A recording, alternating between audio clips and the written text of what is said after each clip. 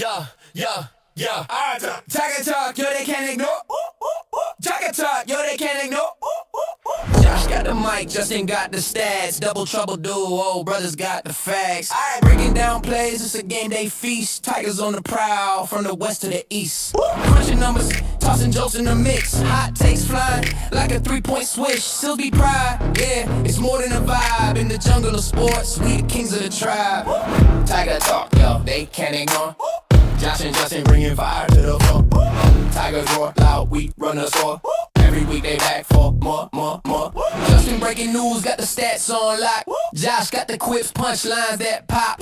Game tape rolling, dissecting the plays. Highlight, real shining, Tigers amazed. Rival teams tremble, fearing their cleats. Seals beat Tigers, undefeated beats in the zone. Every call they dissect, respect the grind. Every angle they inspect. Tiger talk, yo, they can't ignore. Yeah.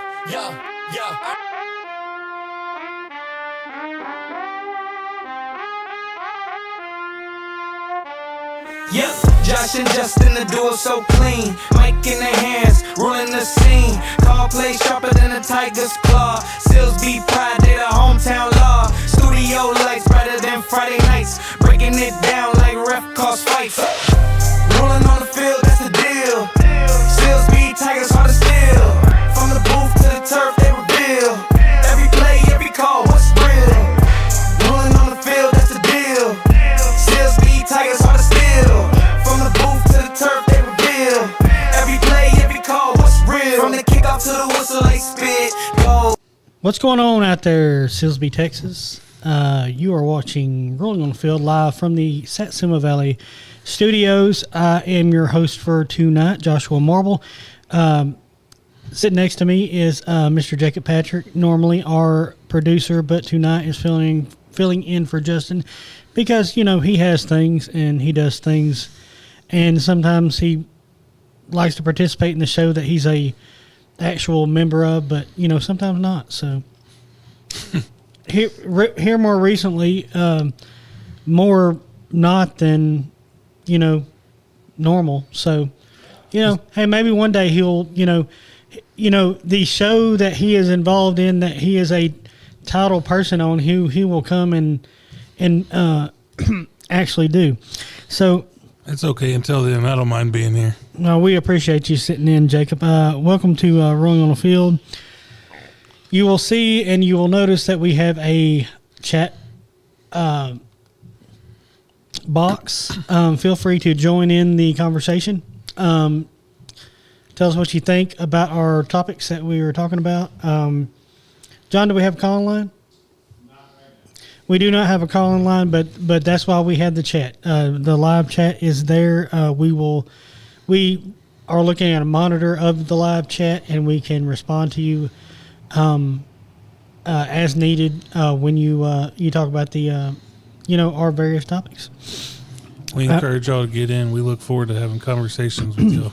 Absolutely. If you do jump in the chat, we do want to remind you we have show rules. One is that we do not talk negatively about amateur athletes. We do not talk negatively.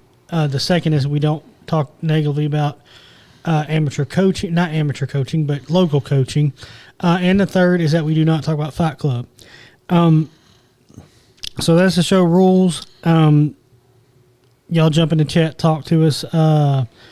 We do have a title sponsor, which is right up there where you can see it, Martin Transport. Thank you very much for sponsoring Martin Transport. We appreciate it. We do, and we love your logo with the fire. Fire. I love the animated one with the fire, with the flame. But anyway, thank you to Martin Transport for sponsoring, being a title sponsor of the show.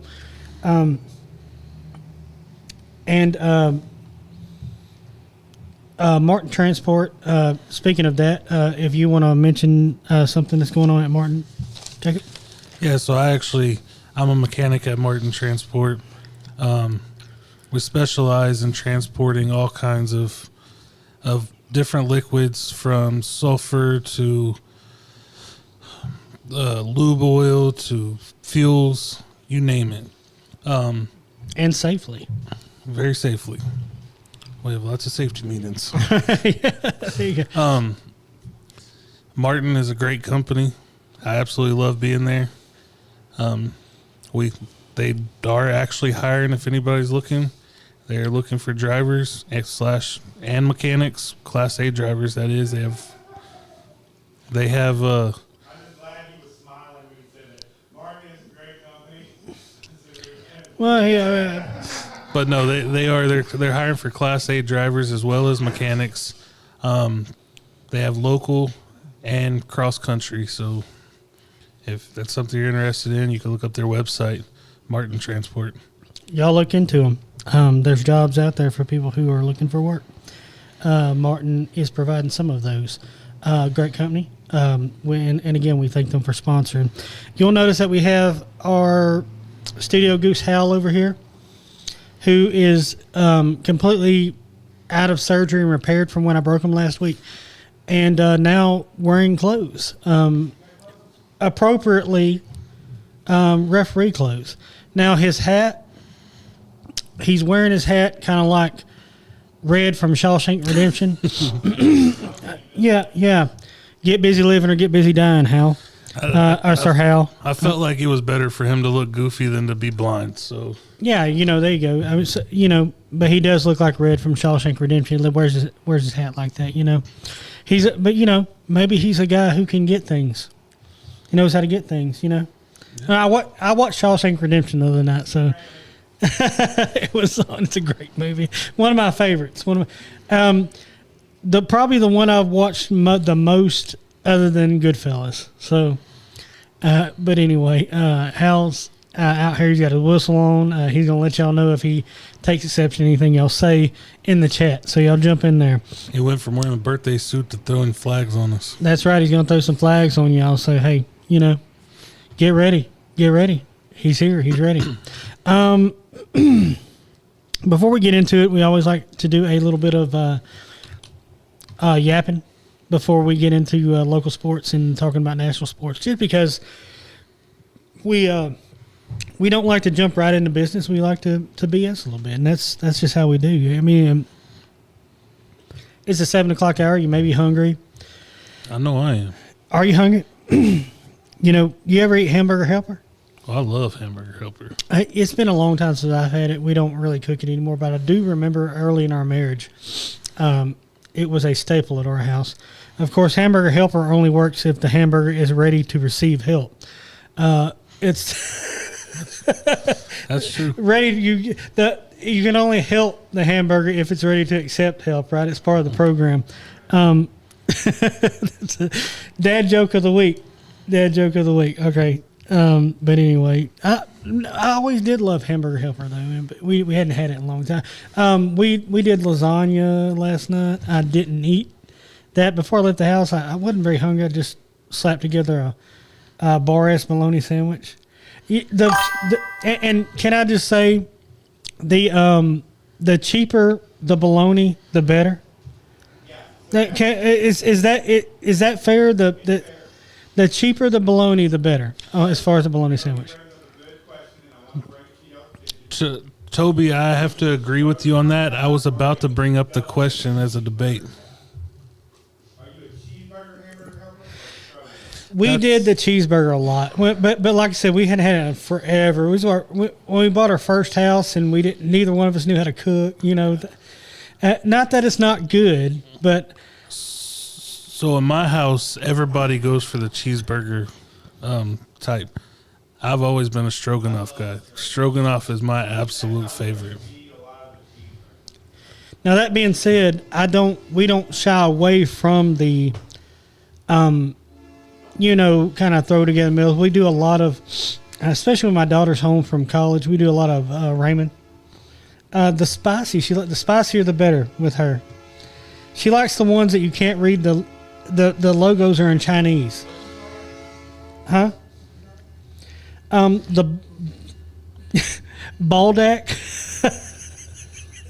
We call it something different at my house, but it's called baldack. The baldack ramen.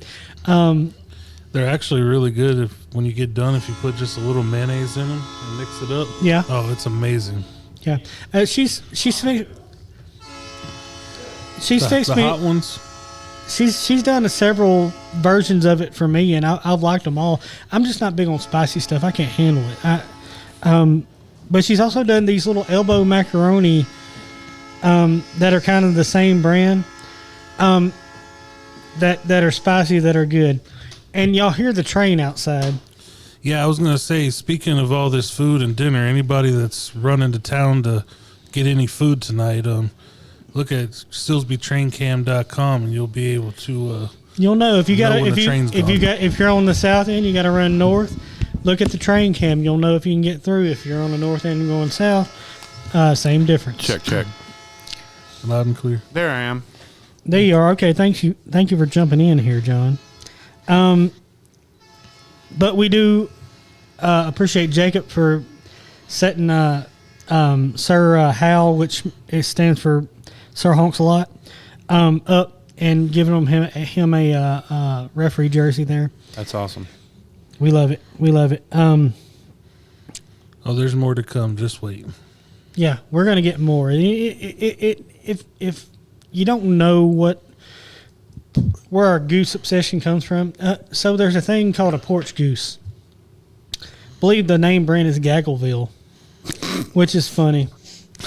Well, hey, I'm being very serious. I'm not joking with you. The name brand, the one everybody seeks, is Gaggleville. Right. And they put it on the porch and they dress it up for different holidays, and we felt like we needed one in here for the studio. So, our maestro, Paul, yeah, who is not here tonight, 3D printed us a goose. This is 3D printed. And Jacob dressed him for us because he's been naked for this whole time. Yeah. He's been lewd, and I thought maybe if he had clothes, his neck wouldn't get broke off anymore. it could. Last week I broke his neck and his foot off just being me. And he does have a whistle. He doesn't. Yeah, it's Yeah. important to have a whistle if you're going to be a referee. Yeah. He's a professional referee. He even has a tie. Yeah. Exactly. He knows how to get things. He's going to warn you about Boggs and the sisters. Yeah. He gets you a poster of Rita Hayworth. I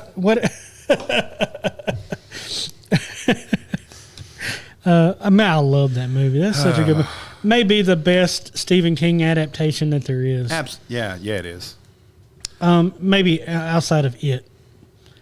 I don't know. I'm not big on Stephen King, but and that come from a short story too. So they made a lot of that. Anyway, let's move on. We hadn't even started in our BS thing. Jacob, if we're gonna get into the Winter Olympics because it's a big thing right now. But if you were to make your own Olympics, it doesn't matter summer sports, winter sports.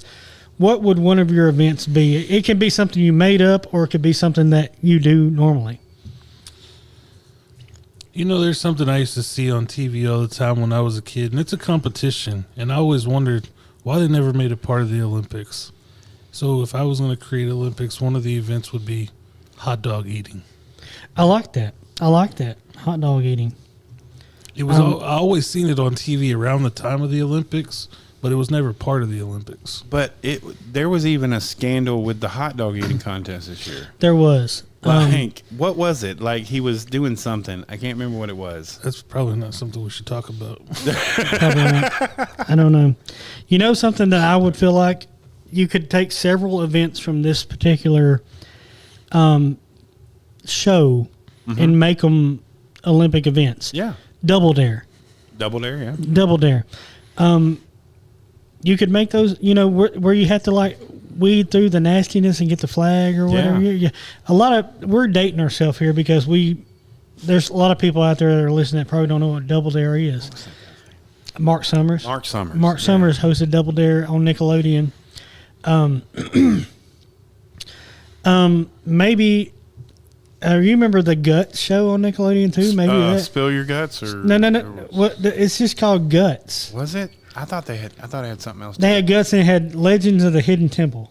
Oh, that was my favorite. Where you had to put the monkey together at the You end. had to put the monkey together. You had to put the monkey idol together at the end. I'm not saying those should be Olympic sports. Maybe I think that would should. Maybe cornhole or washers. Yeah, cornhole for sure. Cornhole is very competitive. It is, And it's a big deal. Yes. Yeah. Cornhole should definitely be in there. I feel like they have a national cornhole competition. They have to. I can tell you when we They went do on have. Yeah, they do have national. Yeah. Yeah. when we went on our cruise for Thanksgiving, every day of the cruise they had a cornhole tournament. Oh, I wouldn't doubt it. And there were so many people that lined up for the cornhole tournament. Of course, their version was a little different. Everybody stood on one side, and they got 3 throws to try to get 3 in the hole. Okay, listen to this. The American Cornhole League, the ACL, World Championships is a premier annual national competition held in Rock Hill, South Carolina, featuring high-stakes nationally televised matches with over $200,000 in prize money. There you go. Kind of like. That's wild. What about dodgeball? What about like real life, like the movie Dodgeball On the Ocho. on the Ocho, with Patches O'Houlihan. That's right. And to me, that may be the best movie about a fake sport there ever was. Which it's not a fake sport. I'm sure there's No, real it's dodgeball. the NDL. Real. I played dodgeball dodgeball leagues. plenty in school PE. It's a real thing. We played dodgeball. We played. We played so many things. We played this thing with like some rags that you threw it over the volleyball net. You remember this? Rag ball? It wasn't rag. I mean, it wasn't rag ball, but like it was like t-shirts tied together, and you like threw it over, and if you caught it, the other person was out. But if you didn't catch it, then that person was out. I do vaguely remember something like that, but I'm sure it was something that some PE coaches saw at a convention. They were like, "Oh, this is real easy. We'll just tie some t-shirts together or whatever, and let them go at it." So the Foursquare penny push. Oh, I used to love Foursquare. I was dominant in penny push. I'm just gonna say it. I was penny push champion. So just so you know, the San Diego Crossfire, or the 3-time champions, are the recent champions in the NDL. In the National Dodgeball League? Yes. Yeah. And they go all over the world. It's a world sport. So it's like Australia, New Zealand, they all have dodgeball leagues. It's the world sport. It's the world sport. It's the That's why it's on the Ocho. They say soccer is the world's game, but no, is it a co-ed sport? I don't know. it is on the movie. It is on the movie, yeah. For sure, because they got that's Ben Stiller's wife that throws it like so good. Yeah. And she was in Hey Dude. You remember Hey Dude in Nickelodeon? But we're having a lot of ties to Nickelodeon tonight. Do you remember the show Hey Dude? Am I the only one there? I think so. Salute Your Shorts. Yes, the NDL does feature co-ed divisions. So I remember Salute Your Shorts. I don't remember the one you're talking about. You know, Toby, I was actually just fixing to say that too. When I was in school, every school had tether balls. Oh yeah, we had tetherball. Now courts. you don't ever see tether balls. Toby Because said it's forearms used to stay bruised from wrecking that tether ball. Tetherball, Foursquare. Molly. Because it's 2026 and people get their feelings hurt. Hot dog basketball. Hot dog basketball. I don't know anything about hot dog basketball. Hot dog basketball. Never heard that one. Okay. The little scooters that you run your fingers over with. Yeah. No, Triple Trouble. is that what it was called? It was called Triple Trouble, yes. Oh, well, no. So what did you do on them? No. I always ran my fingers over with them. Triple Trouble was like the ones that you were on the scooters, but you were also playing dodgeball. Oh man, Yeah. I don't know. But I've never heard of hot dog basketball. I couldn't ride the scooter by itself, much less ride the scooter and play dodgeball.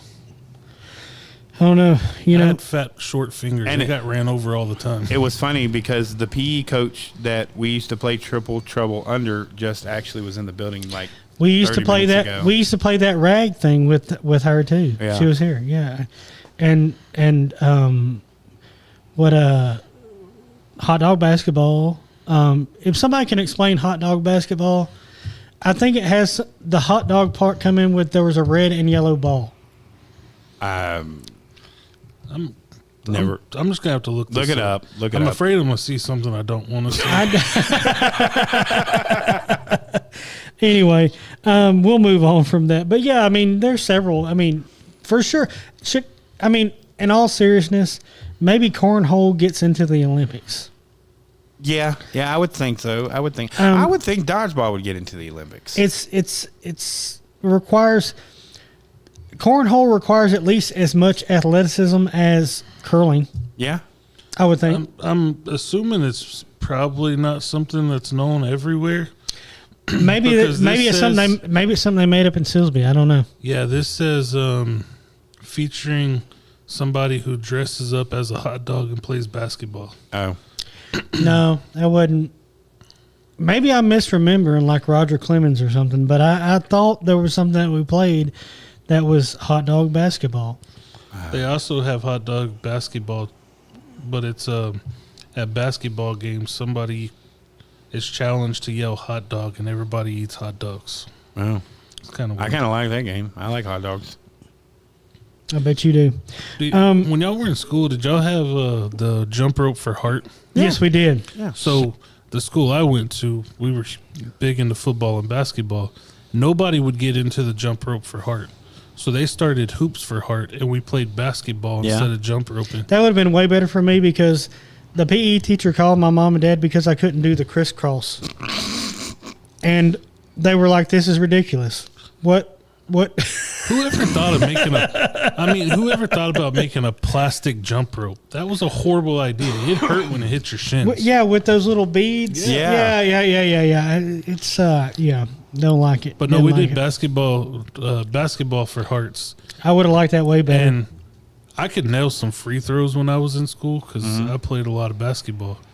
And I actually won and got to take the people that were included in it in a limo to CC's Pizza because I made so many free throw shots. Wow, man. Nice. Back when CC's Pizza was a thing, man. It's still a thing. No. They just opened a brand new one at Central Mall. At Central Mall? Yeah, and they've got the one still in Beaumont. Bro, last time I went to one in Beaumont, I wanted to walk right back out. Oh, no. It's been upgraded. That macaroni and cheese pizza The hits. place might have been, but the people haven't been upgraded. I'll take your word for it, bro. I'll take Yeah. your word for it, all right? Anyway. I try to skip over You know what? Pizza in. You know what I think an Olympic sport would be a What's good that? one? A chicken chase. A chicken chase, yeah, absolutely. Yeah. What is that Leslie Gay? Says the Olympics definitely introducing softball, squash. And flag football. Oh, yeah. I like flag football. What is squash? Is that like tennis? Yeah, it's like It's like smaller net racquetball. and the little birdie things with the ball. No, that's badminton, fool. Oh. I don't know that. I don't know what squash is. I seen squash and I'm like, are we grilling it? Are we frying it? I'm hungry over here. Oh man, I like steamed yellow squash. Yeah. Steam it. A little salt and pepper. Little Love spaghetti that. squash. I like a spaghetti squash. Cook some other than that. Anyway, Yeah. squash. Yeah, for sure. I like flag football being added. Yeah, that's cool. Yeah, that'd be neat. If y'all hear a strange noise, it's not me mumbling over here. It's my stomach growling because it's going crazy over here. Yeah. And we talk about that hamburger helper. I know, right? Hamburger needs help. It's got to be able to accept the help, though. That's the first step. Yeah, John. Weird Mardi Gras celebrations. You see the picture here, okay? I'm very fascinated by the places in Louisiana that celebrate this kind of Mardi Gras where they dress up in these costumes and they taste a chicken and they sing weird songs. When I saw this, the first thing that came to my mind was the Super Bowl with those people that were the plants. Yeah, kind of sort of. Okay. So it almost looks like you ever seen those pictures of the plague mask? Yeah. Where they like got beaks and stuff. It looks like a festive version of that. That's what it is. That's what it is.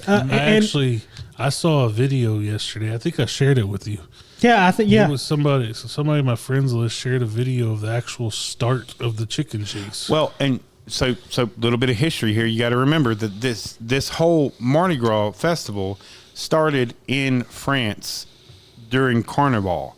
So that's what it's about.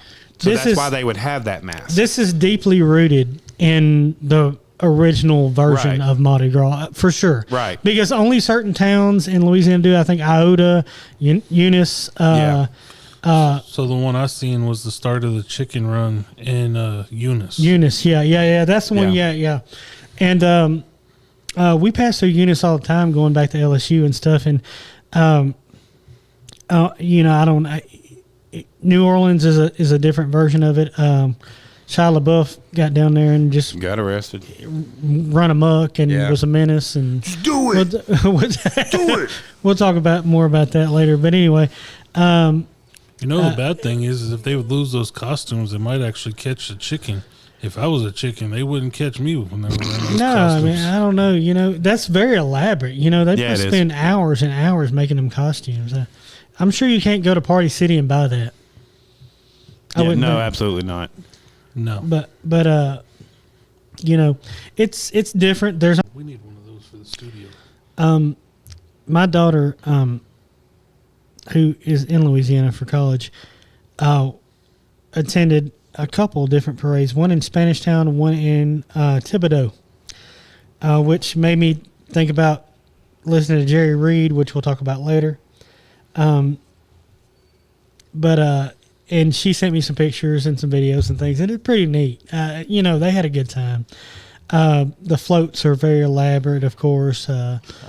Any Mardi Gras celebration you go to, the float, they can really get pretty elaborate, pretty,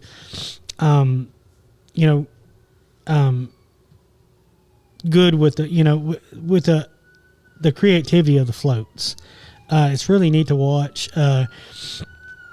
Mardi Gras is a good time of year around here, with our proximity to South Louisiana, Southwest Louisiana, Louisiana in general. You could drive 3.5 hours, 4 hours, and be somewhere where they're doing the chicken chase. Right. Really less than that if you go to Eunice. It's it's a different culture over there. They enjoy that. It's probably a pretty neat thing to experience. So, but y'all, we just wanted to mention it because I saw it and I was very fascinated by it. I guess I'd seen that before, but I guess maybe it showed up in my algorithm a little bit more this week for some reason. This Mardi Gras. But anyway. That just goes to show, guys, we love sports, all sports. Even if you dress up like a crazy monster and chase chickens. That's right. That's It don't right. matter. It's That's still a sport. We still enjoy it. highly athletic to chase chicken. I mean, look at Rocky. Yeah. I mean, Rocky was a very good boxer. He fought Apollo.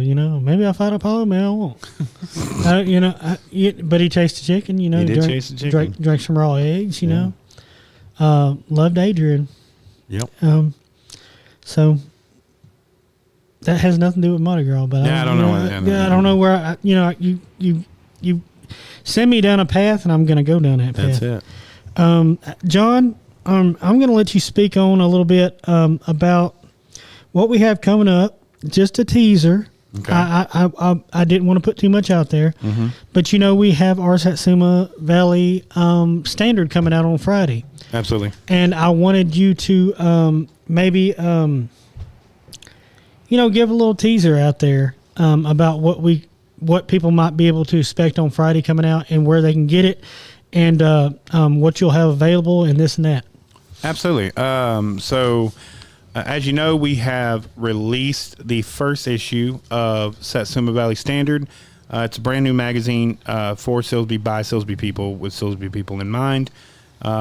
Inside of it, sorry, you do have, you have your normal stuff. You'll have news stories from all over Silsbee, stuff like that. And then in the middle, you have your sports page. And then on this first copy, after the sports page, a big shout out to Ariana Gilder for making the good cover of the sports part last week. But in the end, you have obituaries. Now, that was just the magazine this last week, okay? That was 12 pages. I'm going to tell you now that we've heard you. We've listened to your feedback, and we are going up to 20 pages for this next issue.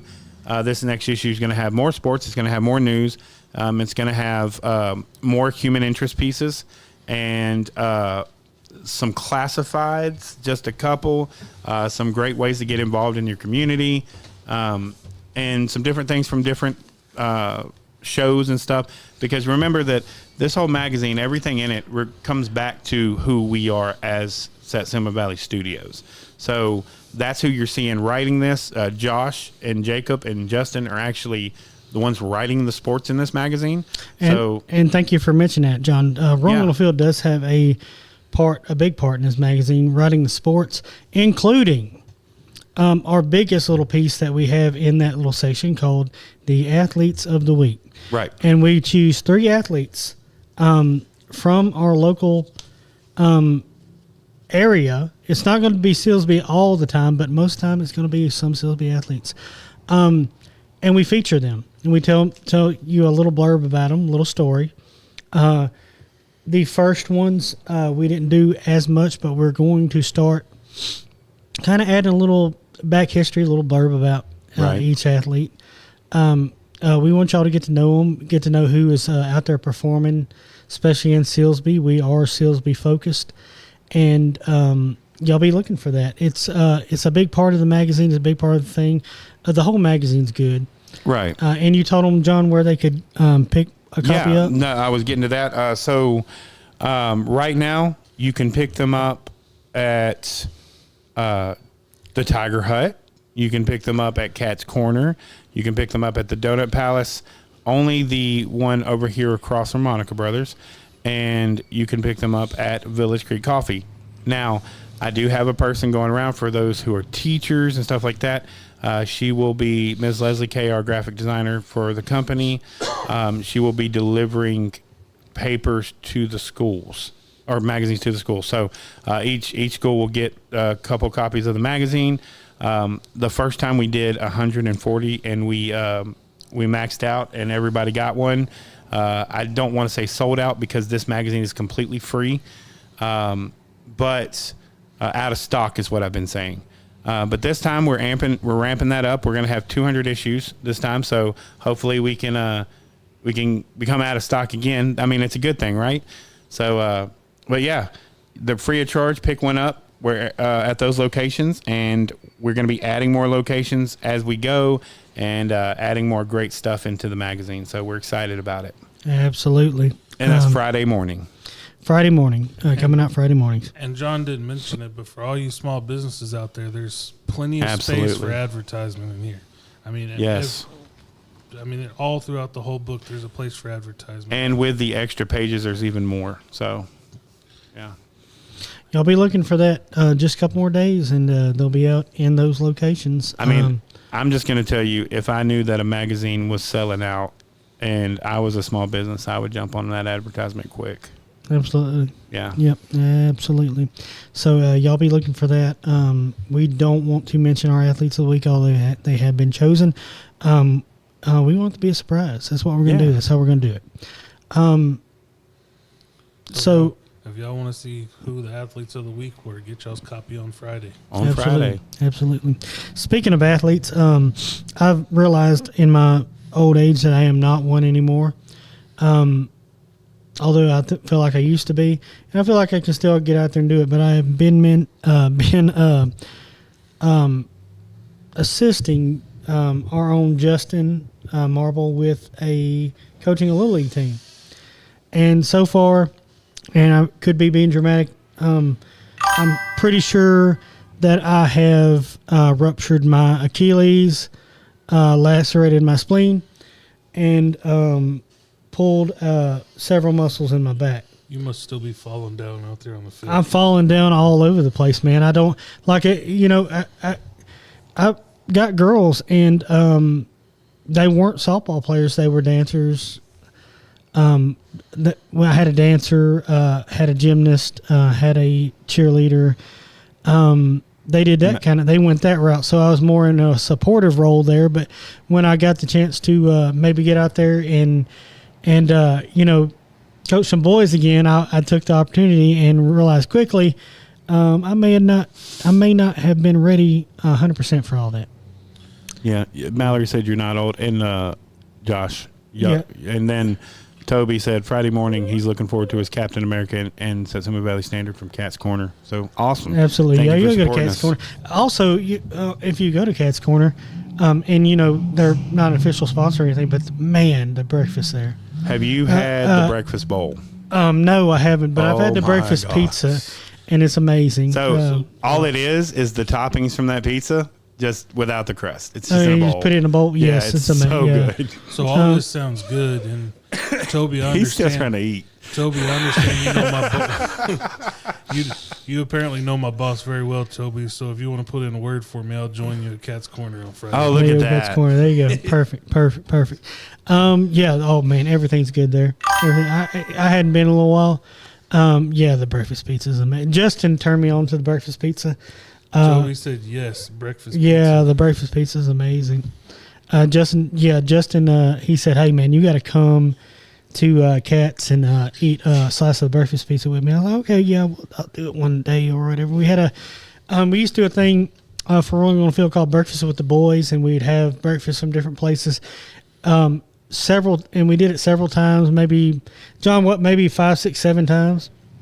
Yeah, probably. Yeah, Yeah, somewhere in it there. got to where we were getting the breakfast pizza from Cat's every time. Yeah, When I think the first one we did was the breakfast pizza. was from the Cat's, and, yeah. and then maybe we got something else and we went right back to Cat's. I think one time we just got kolaches and we were just like, okay, we're Yeah, going we- back to Cat's. Yeah, But I've actually never had the breakfast pizza. Well, you need to try. Oh, you gotta It's try it. amazing. The only It's place amazing. around here I've had the breakfast pizza is Main Street Cafe in Lumberton. Okay, Yeah. yeah. They got good food there. I think I've also tried Cat's egg bites, and they're on The par. egg bites are good too. They're on par with Starbucks Yeah. egg bites. And I love Starbucks Absolutely. egg bites. What is this? I can't remember the ones I got at Cat's, but at Starbucks I get the spinach feta, I think, something Yeah. like that. Anyway, they're really good. Egg bites are super good and filling, and you feel like you ate something. I keep looking at Sir Honks a lot, and he looks like Red, and I keep thinking, get busy living or get busy dying. But I'm a man, and maybe they call you Red because you're Irish. That's it. Yeah. It's the hat, man. It's the hat. Anyway, where were we? We were talking about. We're officially old guys We're because talking about your athletic. prowess. Yeah, or lack thereof nowadays. Yeah. Yeah, man. I thought I could get out there and do it. Hey, and I can. I can. Even more so than Justin. Justin's had some shoulder surgery and stuff like that. But I throw. And my shoulder and my elbow hurt for 3 days. Like and I'm throwing with these boys, and they're not. It's not necessarily the most intense workout I've ever had, but it's still, I'm still like, oh man, I need to get, I need to get in shape, But I have fun. I can't tell you how much, and I enjoyed everything that my girls did, and I always followed them, and I did everything that they were involved in, and loved it. And when Justin gave me the opportunity to come back and mess around with some baseball, something that was a big part of my life in my younger years, it was really I really wanted to do it, and I was encouraged to do it by my girls, by the way, and I did it, and it's been fun so far. Just the soreness is and the ruptured Achilles and the sore hammies and stuff like that. It's different. So I loved coaching Little League baseball. That was one of my favorite things to do. Yeah, it's Oh, go ahead. One thing I did that was, it was a little controversial at first, and people didn't agree with it. But after they seen it and got the point behind it, they were like, that makes a lot of sense. We like that. So I coach my own kids, Mm-hmm. and they started from coach pitch, and we went all the way up. And starting at coach pitch, the very first practice, I would line them up behind the batter's area, and I would stand on the pitcher's mound, and I would throw the baseballs, and I would hit them with them. It wasn't to hurt them. It was to get them used to the fact they don't have to be scared of the ball. That's a big thing. Coach pitch is a soft ball. Yeah. Like, it's squishy. It's not going to hurt you. So I would line them up and throw the ball at them or hit them with them so they could see that the ball's not going to hurt them. They don't have to be scared of it. That's a big thing. I was hit with a baseball in the face Yeah, you were. at 17 years old and had 28 stitches in my upper lip. Broke my teeth out in front. And a weird guy gave you some ice cream. Yeah, at Baptist Hospital. It was a traumatic experience, but I never, even after that, you can't be scared of it. And that's the biggest thing. I mean, once you get up there, the ball will hurt you. If it Yes. hits you. But Right. at that age, the ball's soft. It's not going to hurt you, and that's the only way to not be scared of it. But had as long as you're scared of it, you're never going to be able to bat or catch the way you should. Exactly. Had I been scared of the ball, I would have never got back into it. It's and that was the thing where it was a bad hop off the infield, and I've told that story a bunch of different times. A bunch of people seen it. It was a traumatic experience, but the thing about it is you got to get back in there, and like you were teaching those younger kids is if you're scared of the ball, you're never going to be able to play the game correctly, that is a big part of it. One of the reasons my girls never got into softball because they were scared of the ball, and also things like they like the other things better. But hats off to the kids who hung in there and wanted to play baseball, and everybody does something different. That's what makes everything fun. That's what makes everybody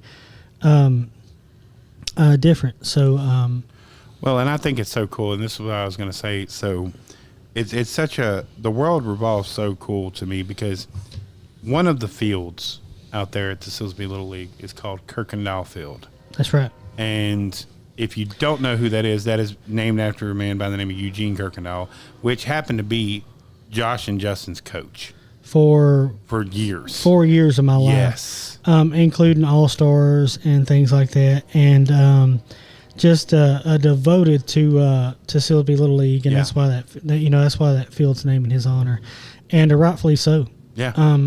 It's he put himself in a position where he wanted to help young athletes, and his love for the game showed, and Right. that's why it's there. That's why his name's in it. Little League baseball is worthwhile. It's still worthwhile. Little League baseball, Little League softball, at all levels, is still worthwhile. Is it as popular as it used to be with select ball leagues and things like this? No, because kids can get if they're willing to pay for it, they can get some of the same things out of those kind of things that they get from Little League. But Well, I want to. So, Mike Sanchez, a fan of the show, friend of ours, he put something on his Facebook today that about this. It says, and I don't want y'all's opinion. It says the Little League World Series started in 1947. Since then, thousands of the best youth baseball players from across the world have played in it. Only 64 have made Major League Baseball. Youth stars seldom make adult stars. Stop worrying about your 12-year-old's success. that's correct. That is correct. Go play ball. But that doesn't mean that they can't garner something from the experience. Right, absolutely. And they'll always remember that. I remember everything that I ever did in Little League Baseball. I remember every failure, every triumph. It builds character. It builds self-esteem. It breeds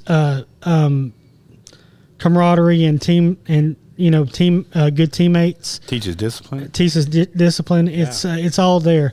Now, do the kids nowadays have more options? Of course. Yeah. When I was select ball really came about by the time I was in my teen years, and then it wasn't as prevalent as it is now.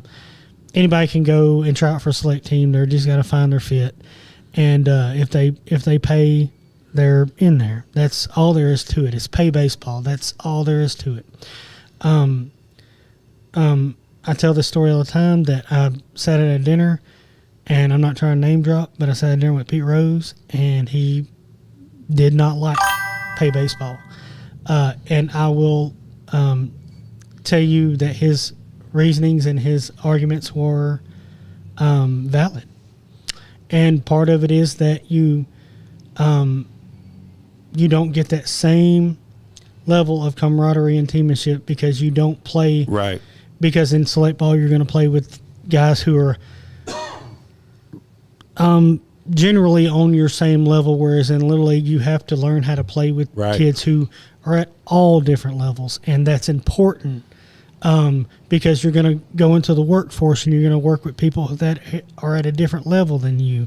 You've got to learn compassion and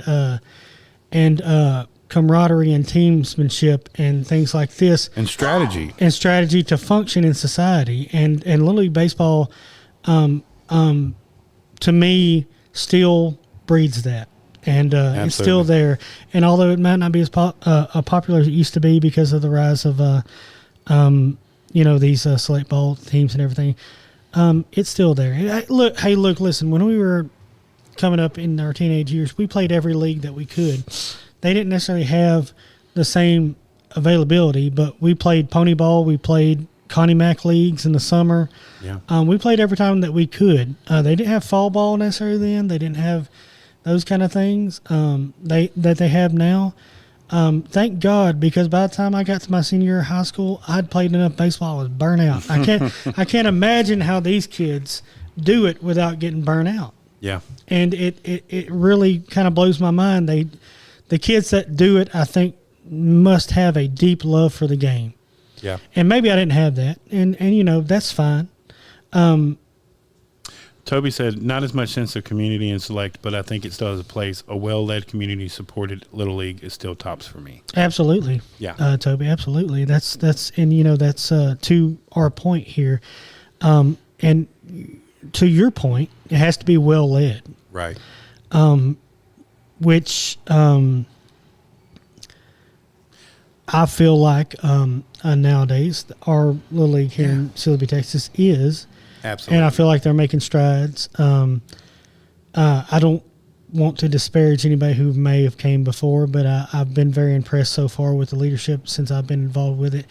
This little bit of time. And that, it's is it ever going to be as popular as it was? No. It's not. It's just not. There's too many options. But is it still valid? It is still a good thing? Yes, absolutely. And we'll move on. If you don't have any other comments. Since we brought up Little League, I've mentioned this before, but we'll go ahead and mention it again. The Little League opening day is March the 7th at 8 a.m. I urge everybody to get out there and cheer these kids on and just spend the day with them.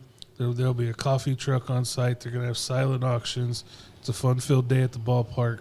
So, like I said, I urge everybody to get out there and just cheer these kids on and make the best of it. Absolutely. And we're going to be there.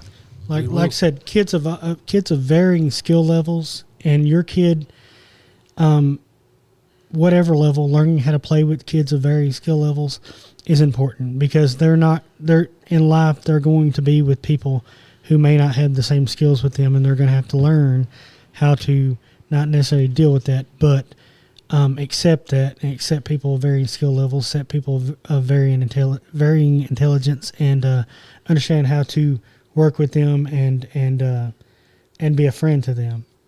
Is that fair? That's fair. Okay. Yeah. And I think that's what Little League may teach nowadays. Cool. Yep.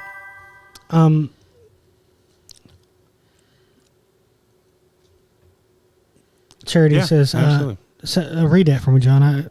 Says nothing like playing for and in your hometown. Little League is so important and so much fun. And yes, select baseball is a beast in itself. It's not for everyone, but it was great for us. Absolutely. It's great for a lot Yeah. of people. I have nothing negative to say about select baseball. It's just Little League teaches different concepts for sure. Select baseball, if your kid is a baseball player, is a ball player, is the place where they need to be. Absolutely. They and I've known a bunch of players, and Charity, yours is probably one of those that have played both. They play both because they get something different out of both of those, and that's a good thing. I can tell you, my nephews, they played both, or played both. My oldest nephew's in high school now, but they played both. I feel like it was good for them to play both because they got the community of Little League, but also by going to select, they got to play with some of the best in the area, because most of the ones that are in select, they get private tutors, they get private batting lessons, they get private pitching lessons, and I mean they stay on top of it. So And they get to hone Challenged. they get to hone their skills Right. against players of their caliber, and forgive me for the cliche, but iron sharpens iron, correct? Right. And that's what they're doing there in select ball for sure, 100%. I feel like we need to move on. Yes. We kind of stayed on that topic for a little while. Talked about being old guys, but we're going to move on to some super school news. We got some basketball. oh, yeah. Jacob, I'll let you talk about the basketball there. I think Justin sent it to us.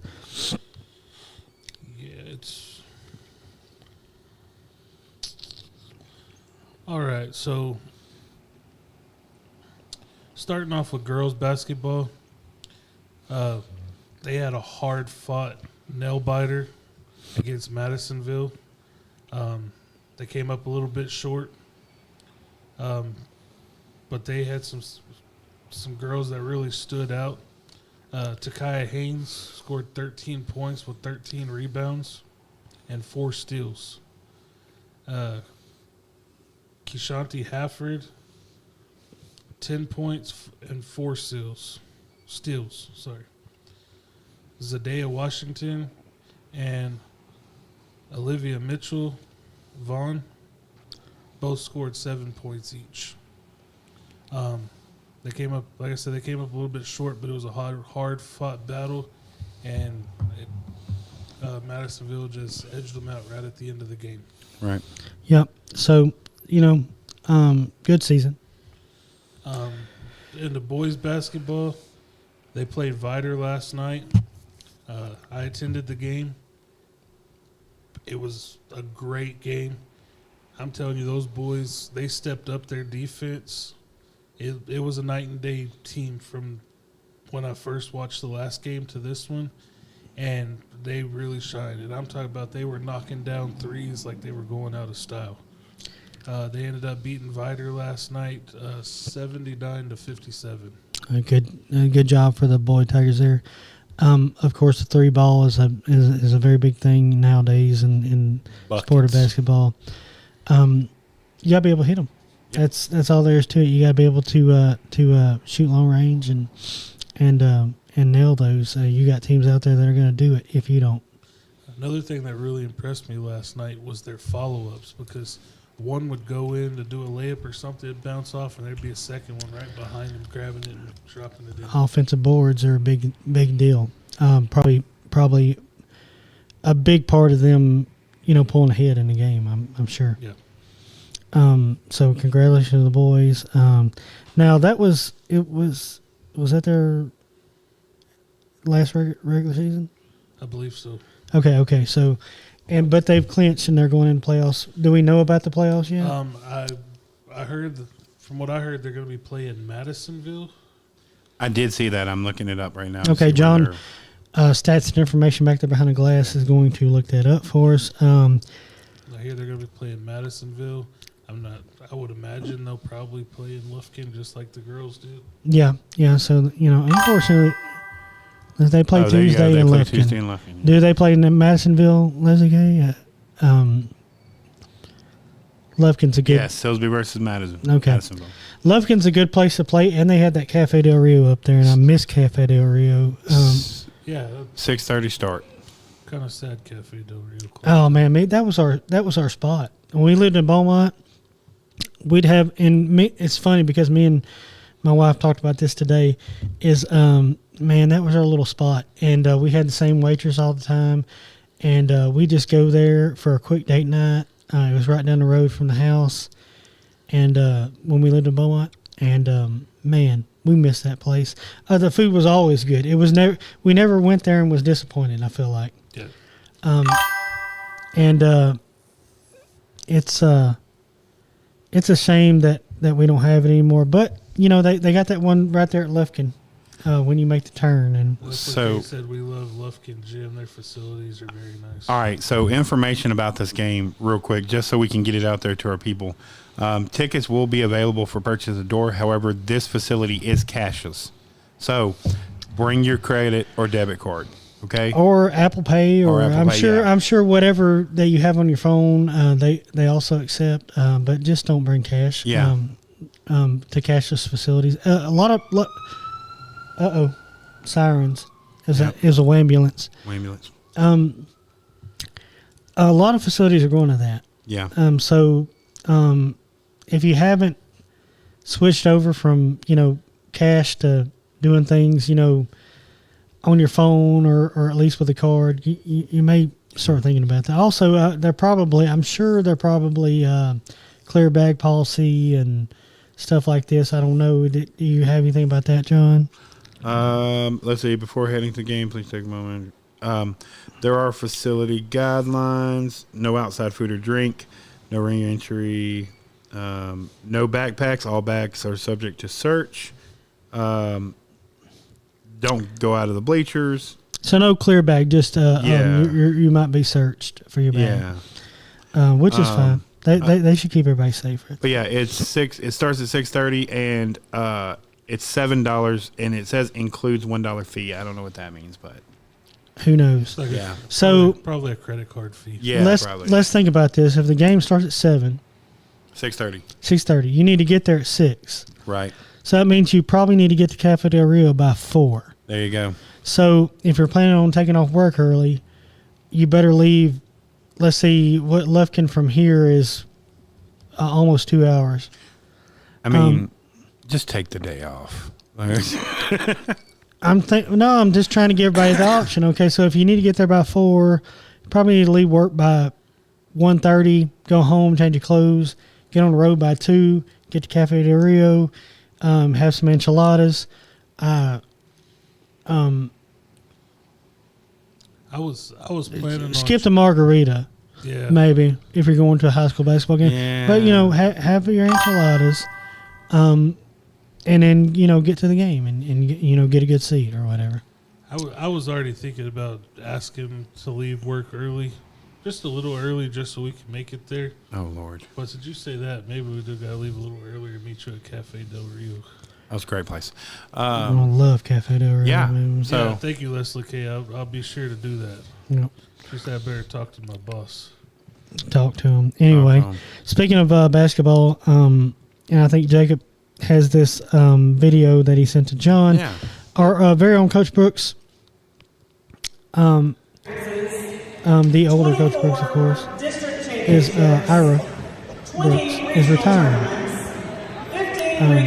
And we'd like to show you the video that pays tribute to him. And 2 state championships. Now, it's important to note that Coach Brooks was not just a basketball coach. He coached football, coached me in baseball. Right. It's he's all over Silby. He's a Silby guy. He's a Silby. We're Silby proud, and we're certainly proud of him. And we're proud of his being here, and we hope we wish him well in retirement, obviously. And you're going to show the video, Joe? I just did. Okay, I didn't hear it. Well, they did though. Well, thanks a lot. I mean, I kind of wanted to hear it. I hadn't seen it yet, but all right, it's okay. Yeah, and Jacob, you were at the game, right? I was. Yeah. It's yeah, we love Coach Brooks. We also love Miss Brooks. So they actually, so the way they brought it out was, for anybody who didn't know, last night was senior night at the basketball game, and they brought out all the seniors. They introduced them one by one, brought them out, and then when they got done, they said they had one more senior citizen, that is, to bring out, and they brought him out, and they did a tribute. His boys were there with his grandkids. It was a very nice deal, but then they gave all of his stats on. Hold on, because I'm gonna play the sound on it so that everybody can hear it. There was a lot more to it than just what's in that video, but that video goes over his stats. Yeah. Okay, so here we go. Here is from the 4 district championships, 20 regional tournaments, 15 regional finals, 7 state tournaments, 4 state finals, and 2 state championships.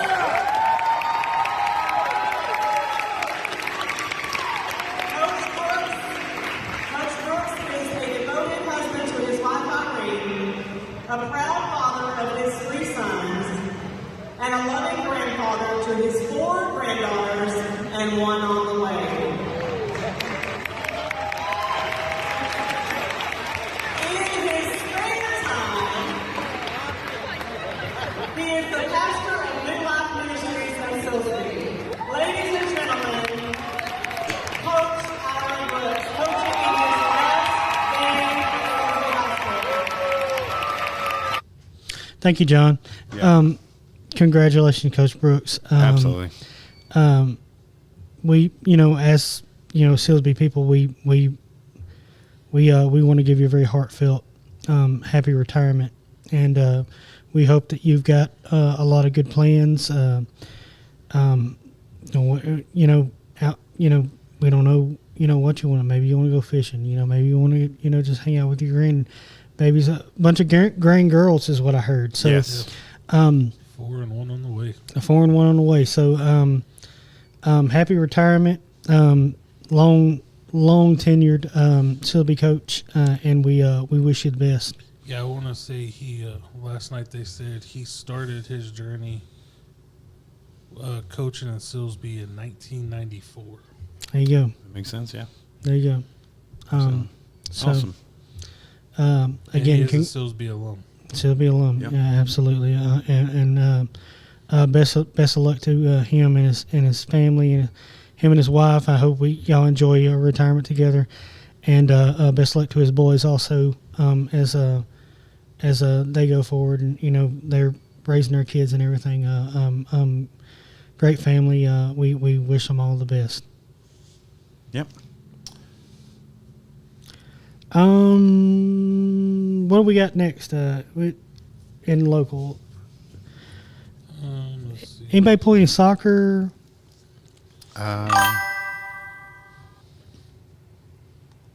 Oh, okay. Yeah. Charity said, wish you all the best, Coach Brooks. Thank you for all you've done for our community. Absolutely. And Miss Irene, of course. I think absolutely. I think my favorite, and I know we've kind of already moved on, but my favorite memory of him coaching was him coaching baseball with us, because a lot of us guys were unaware that he, was a ball player. I didn't know that. And he gets out there and he we really enjoyed it. I feel like I can speak for most of the guys who play with me when we say we really enjoyed Coach Brooks coaching out there with us. I can't remember if it was for 1 year or 2 years. I can't really remember. But he was out there with us, and we really enjoyed it. Not just all around, not just basketball coach, all around coach. So we thank you again. Do we have any soccer? I don't know if look here, and if we're going to blame everything on Justin. Absolutely. Because he's supposed to compile the local stuff. So if we don't have any local things or we miss any local things, we will cover them next time, and we're going to blame it on Justin if we don't have those. Or because he's not here, and he's not here to defend himself. So that's how it is. you can check out the magazine on Friday. You could check out. We're going to have all these write-ups. Yeah. So you could. I don't know what else we have. I know softball played. Yeah. So Softball is actually in their season at this point. right. Let me see. Softball. I just saw some. Softball actually had a big win last night At PNG. at PNG. Yes. I want to say the final was 10-3. Those ladies are crushing it. Man, they are. Literally. Whew, and let me give you a little. We're going to have a good article on the softball team. John, can I say it's going to be our feature? Yeah. I'll just say that it's going to be our feature. We're going to have a good article on the softball team, and their ability to be out there playing gorilla ball. And if you're not familiar with the term gorilla ball, it was coined by Skip Bertman at LSU, and it is a offense predicated on the long ball, Right. which Silsby is hitting and hitting well. And if you will wait till Friday and look at our article, you will learn all about that. So, Yeah. and we're going to love to give it to you. But yes, this Silsby team looks excellent early, and we look forward to watching them as the season progresses. It's going to be interesting. It's going to be good. We can't say enough about the amount of good, solid softball players. It's almost like an embarrassment of riches, Right. to be honest with you. It really is. You can go down a lineup and pick any one, and I'm not being this is not hyperbole. Like you can pick any one and they're a star pretty Yeah. much anywhere. Yeah. And it's fun. It's gonna be fun. And we're gonna like to watch them play. And don't be surprised if they have a very good season and an extended season. That's all we're gonna say. Yep. So y'all be watching for that. Powerlifting wrapped up their season, The regular season. their regular season. They are on fire, absolutely. I mean, oh my goodness. And we look forward to also talking about the boys baseball too. But right now, man, these girls, we're just so impressed. And y'all look for the magazine. You'll see what we're talking about. We've been passing around this article that we've written for a couple days now. Yeah. Adding little tidbits here and there. We'll let you in a little behind the curtain on our process. One of us will make a draft, and we'll pass it around. Others add to it. Others take away from it. Let's not mention that. Let's add this. That's how we do it here. And we found that it's a very good process to have those checks and balances and say, let's do it like this. Let's mention this. Let's not mention this. Things like that. So y'all be looking for it. We are really excited about this feature that we have on the girls softball. Y'all be looking for that on Friday. Powerlifting, we have boys and girls both going to regionals. John? Yes, I believe so. Okay. And we'll be talking more about that as we get information. There might be information already out there. I don't think so. Hadn't seen anything. I haven't heard anything. But we'll put it out on the page.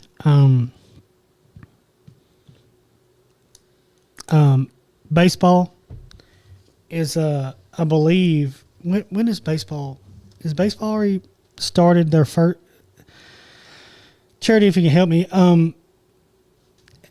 has baseball had their first official game? Varsity JV. I know the sophomore boys played tonight. I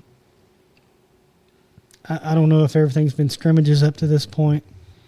I had Max Pretz pulled up at some point, and Yeah, I'm looking through. yeah, Looks like Silsby is 1-1-1. 1-1-1 on the season. Looks like they beat Hampshire Finette 8-1. Tied Buna 6-6, and See, lost to Nederland See, 5-2 on the 16th. I thought Buno was a scrimmage. Maybe that's what I thought is. John, you got something pulled up? I'm working on it. We should have had this ready. Of course, Yeah. we can blame Justin. We're going to again. blame Justin again. So they actually play Lee tomorrow at 9 a.m. 9 a.m. It's a tournament. I'm assuming. Yeah. We're sorry about this. We should have been more prepared. We forgive us. We do have day jobs. Justin, there again, is supposed to have this stuff ready for us, but he ain't here. He doesn't have it ready for us. We're gonna throw him under the bus as many times as we can, because Actually, isn't he at a baseball game? he is at a he is. baseball He game. is at a baseball game. Yeah. And he might be at their first sophomore baseball game, I believe. Yeah. So I'm not sure, but I can't find it. we'll be reporting on the Yeah. baseball boys. I said all that to say that we'll be reporting on the baseball boys. Y'all don't worry. We're not just going to be focused on softball. Right. We love all spring sports. We will even tell you about track when it gets kicked off and gets going. And I say that to, I do want to address something real quick. So, to the parents and the people out there, when it comes to this magazine, one of the things that we strive to do is get accurate, fast, correct information. And so if the parents out there, if y'all know the coaches, if y'all know, the stats, send them to us. You can email us at, Satsuma Valley Studios at gmail.com. You can call me it's right there, 554-9445, or text me. I'll get it to the boys. Whatever we need to do to get that information. And if you're watching and if you're a coach, we'd love to sit down and chat with you about how we can, because this whole thing is to push our student athletes. We're really proud of them and excited for them, and we want to recognize them. So help us do that. Bring some of your players. We've had some of the football boys on. I mean, we're trustworthy individuals. Right. We Even will now on the show, if y'all have any information, put we'll it be in the chat. we'll be on our best behavior, 100%. All right. Let's see. So they played 2 days ago. They did play Nederland. So Right. yeah, I seen that. Okay, so we do share some of this stuff occasionally through the page. Sylvie Tiger Athletics Facebook page shares so much, and they share a lot, and it's not. And we always try to share their stuff to us. Also, but they share so much that you should just, and we're not shy about saying if somebody puts better information out than us, please go to theirs. We're more of a commentary based situation here. So as far as the actual scheduling and things like that, and news from athletics, they may be the page to follow. Like I said, we do share some of their stuff if it's we feel like everybody needs to know, or our followers need to know.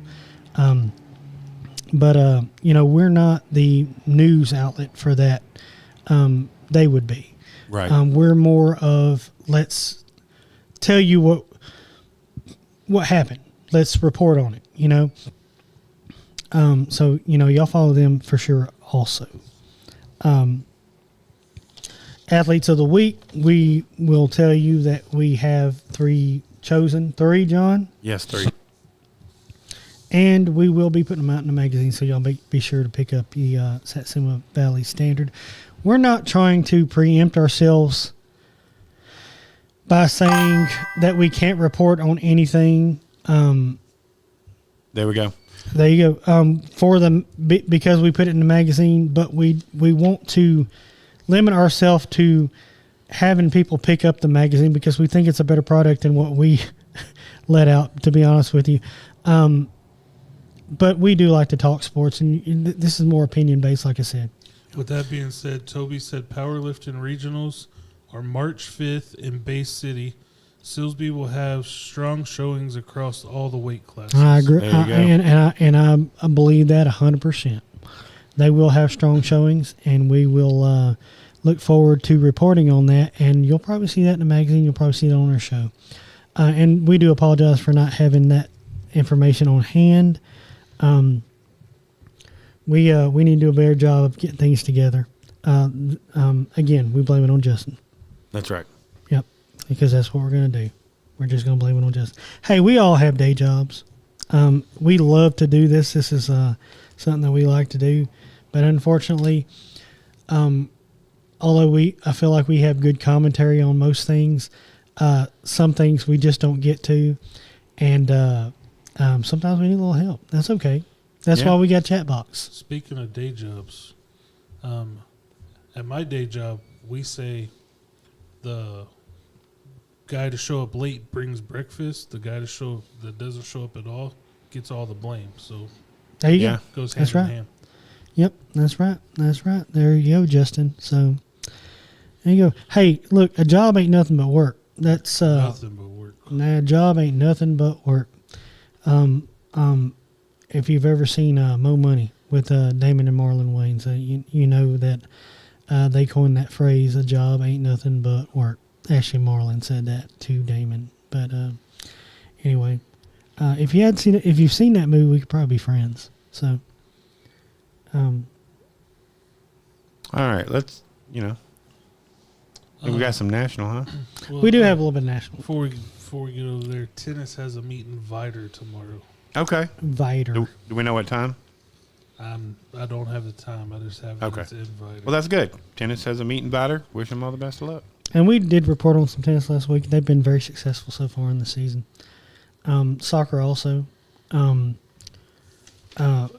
We will have better reporting on that going forward. And I'll probably share some stuff out about soccer. I know we reported on them last week. I don't know if they've had anything since. I don't think so. I don't think so either. That may be why we don't have anything on them. But anyway, we share equally amongst the spring sports, and we're going to continue to do that.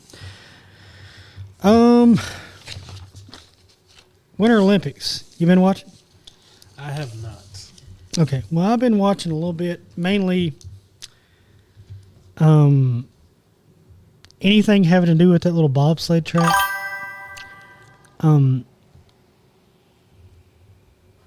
Okay. They start in the morning and roll through all day. It's only JV tomorrow. JV tomorrow, but we'll report on it. Yeah. For sure. At the Beaumont. No. Let's see. JV meet and batter tomorrow starts at 8. Varsity plays at the Beaumont Athletic Complex Friday at 8. Okay, so JV tomorrow, varsity on Friday in Beaumont. So we'll report on that probably next week early or on our show, and then we'll probably have something in the magazine also. Right. So I've been paying attention to anything bobsled, anything on the luge. Those are exciting to me. Skeleton. I like bobsledding. You like the bobsled? The lady from the U.S. who had been in like a bunch of Olympic Games finally won a gold in bobsled, which was pretty neat. Forgive me for not knowing her name. I had screenshotted it earlier in the week. I couldn't find it. But y'all look that up. American figure skaters had a good, are having a good Olympics, I think.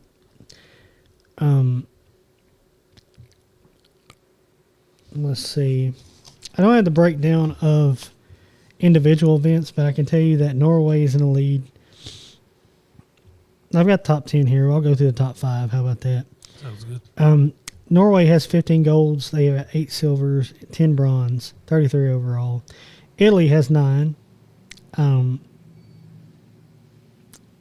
golds, 5 silvers, 12 bronze, 26 overall, which I believe Milan Cortina is in Italy, correct? That's the host country. Yes. Okay, so that's the host country. United States, they're in third with 7 golds, 11 silvers, 6 bronze, 24 overall. France, and notice that all these, all the top 10 pretty much are countries that have snow resorts, ski resorts that can be accessed. Y'all are laughing about something. So Toby said, "Are you guys going to talk about the Canadian double touching at curling?" And We're going to get to that. We're going to get to that. It's controversial. We got to ease into that. All right.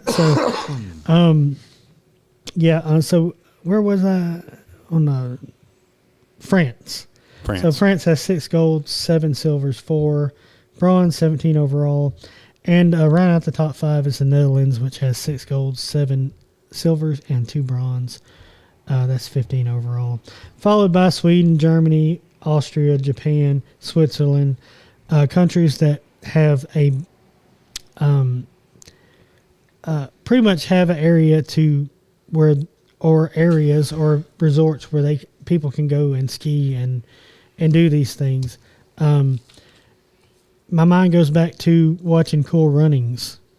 Y'all remember that movie? Oh, yeah. Yes. With John Candy and the Jamaican bobsled team, and obviously an area where you're not going to necessarily know how to navigate ice and snow and things like that. But that was a good movie. You're not going to see those countries so much in the top of the medal count in the Winter Olympics. But anyway, that's kind of my takeaway from it, is that you're mainly going to see countries that have access to snow and ice facilities, and also countries that have hosted a Winter Olympics before, because then they have all those facilities to go and practice, right? Yeah. So the U.S. would have a bobsled, luge, skeleton type facilities, probably in Salt Lake, where they could go and run those things and stuff like that. So, but anyway, hockey's doing well, both men and women. Johnny, you wait back there? Yeah. Okay. Hockey's doing real well. I believe the women have pretty much just blown everybody out. Yeah. 5 goals or more in every contest. They have some. They're starting to move into the semis, I think, or quarters and semis, and that competition, stuff like that. So y'all be looking for that. Curling, our favorite sport. Controversy. So, as Toby mentioned, Canada. From what I understand, the line where you must let go of the rock, which is the little granite stone with the handle on it that they use in curling, is called the hog line. And once you let go of it and it touches the hog line, you cannot touch it with your hand again. And it sure does look in the replays like it was touched with the index finger. Not the double touch. On the granite, and it specifically says in the rules that you cannot touch it on the granite once it is released. Ooh. And it looks like that. And so Canada and Sweden getting a shouting match about it. Yeah. Call each other names. This is very intense for something where you slide on the ice. It's very... I don't know if you've ever met any Sweden people. They get pretty loud. I thought they were always supposed to be nice. Like Swedish people, I've always heard were just super nice. I wouldn't want to get in a yelling. That's match crazy. with them. Is Sweden Switzerland? Or is Sweden Yes. Sweden? No, There's not a. We know sports, guys. We don't know. Anyways. territories. We don't know geographics of European countries. So Swiss is the Switzerland, not Sweden. Sweden is a totally different place. All I know is Switzerland. I never understood why their flag looks like a medic bag or a first aid kit. I feel like we did yeah. Switzerland and Sweden are two different countries. Correct. Okay, all right. That's what I thought. Okay, so we did a diorama on Sweden and Sweden's Christmas. And I felt like they had a scary Santa Claus or something like that. Krampus. I don't think that's where Krampus comes from. I don't think that. No, Krampus came from Germany. Okay, but Sweden has also a terrifying Santa Claus type figure. Now I got to look it up. Look keep it up. going. Okay. Oh, Toby said that dude is getting roasted to the max over it. Like, you think he's some kind of predator. Well, I seen one angle where it looks It 100% like he touched it, and I seen another angle where it looks like he didn't touch it. So I'm not sure, and golly, man, I would have to say it looks that inappropriate touching usually will get you roasted. I don't know if I'd call it that. I don't know if I'd call it that, but definitely, I don't know if you don't call it inappropriate touching. What you can't call it inappropriate touching. I don't think we should. We can call it not unlawful. I don't think he broke any laws. A neutral zone infraction. A neutral zone infraction. That's almost really good. It has to be something with touching. That's where the grommets that she did. John, What? stop talking about grommets. I can hear you talking about Oh, grommets. sorry. What are you doing now? Anyway. So that Santa Claus, real quick, it's called Julbakken, which is Swedish for Yule goat. So it's Yes, he's a goat. Yes, he's a goat. It's not a goat. It's a guy with a goat's mask on. Right. That's what But- I remember. Okay. And it was scary. He is scary. I just looked at the picture. It's pretty creepy. Granite, unlawful granite touching.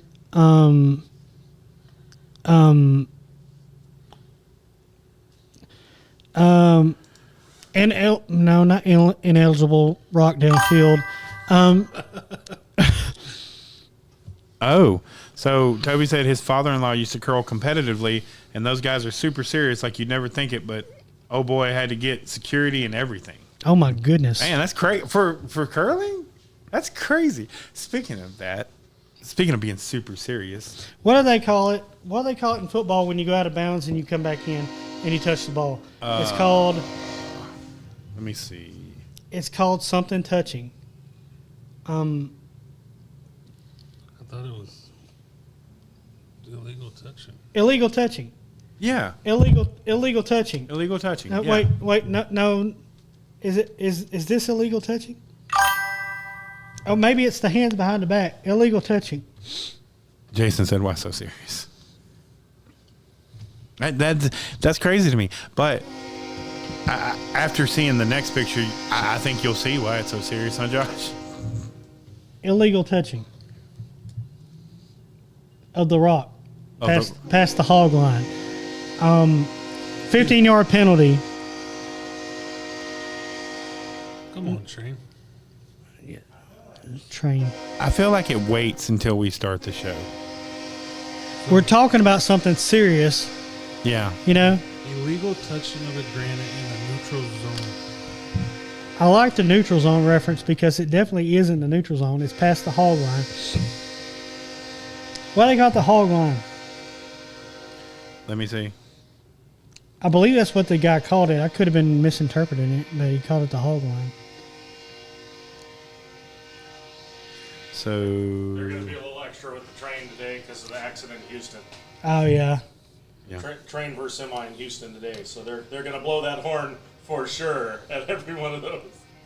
All right, so the hog line in curling is named after an old Scottish farming terminology where a weak lamb, a hog, or a poorly thrown stone that fails to reach the scoring area was considered useless and cold or removed from play. Holy crap! That got out there so fast. What? Like what? Like, huh? Like, what does it have to do anything with ice? Historically, stones that failed to clear this line were deemed hogged or hogs, referring to a weak young sheep, meaning they were removed from play. Okay. I don't know. So listen, this guy, That's what it this guy says. got fighting mad, dude. Like he was calling them names. He was saying I wish he would have been German, Yeah. because there's nothing better than when Germans get mad and start saying their terminology for things and start saying nay, nay, nay. I think they started chugging beers too. Yeah. And This is the picture of the guy, right? Is this the guy that double touched? no, that's the other guy. That's the Okay. guy who cussed him out. Okay. I'm pretty sure that's the guy that would have been the guy from Sweden. Sweden. Okay, so I am from Sweden. Isn't that weird? this Josh showed me a picture earlier and said this is how serious that they got right here. Oh, yeah, Erica Kirk is like, did you just touch that rock past the hog line, dude? Did you really just do that? Did you, like, with her? Turn her off. I feel like she's staring into my soul. I was just about to say that. I feel like she's staring straight at. What are you That's all. doing? Like, what in the actual blank are you doing? Past the hog line. Are you for real, dude? Are you for real? What would make you want to play some curling? If someone gave me some of the special shoes. So the problem is that they let his play stand because the camera used to catch the touching was set up intentionally by Sweden because they suspected it for a hot minute and it wasn't an official camera. Oh, Look at that. That's convenient. Isn't that weird? I don't know nobody knows what that means, Jason. Warum so ernst? Why so serious? And probably Swedish. Womp, Yeah. womp, womp. Leave it to Jason. Yeah. Leave it to Jason. I know, to get, right? Leave it to Jason to get nerdy out there. Go outside, nerd. Go outside, nerd.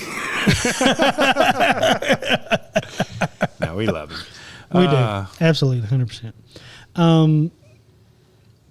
Yeah. So hey, here's my thing. I've been in some washerboard matches. They got pretty heated. I feel like, So I mean, if you are of a competitive nature, it don't matter what you're doing. You're gonna want to win. You're gonna want to be competitive at it. I feel like, and obviously in the Olympics where there's a gold medal on the line, even though the gold medals are falling apart over there, but apparently, So I just realized that I'm going to take this picture and I'm going to put it in a special pile because anytime you or Jacob or Justin say something stupid on the show, I'm just going to go. I'm just going to pull it up. That is the image. you know what you need to do? Put that in Mematic, and underneath it put WAT with a question mark. What? Yes. What? What? Anyway, yeah. Don't show me that picture again. It's creepy. It's gonna haunt my dreams tonight. I'm gonna have bad dreams about Erica Kirk. Thanks. Yeah. Anyways, so what else? Is that all the Olympics or? I think so. The Astros signed somebody who you might Yeah. And I don't know who it is, so you may be familiar with their name. okay. Okay, his name is Kevin Biggio. Oh. Okay. Do you know who son he is? That would be, I'm guessing, Mr. Craig's. Mr. Craig Biggio. Yeah. Video. So,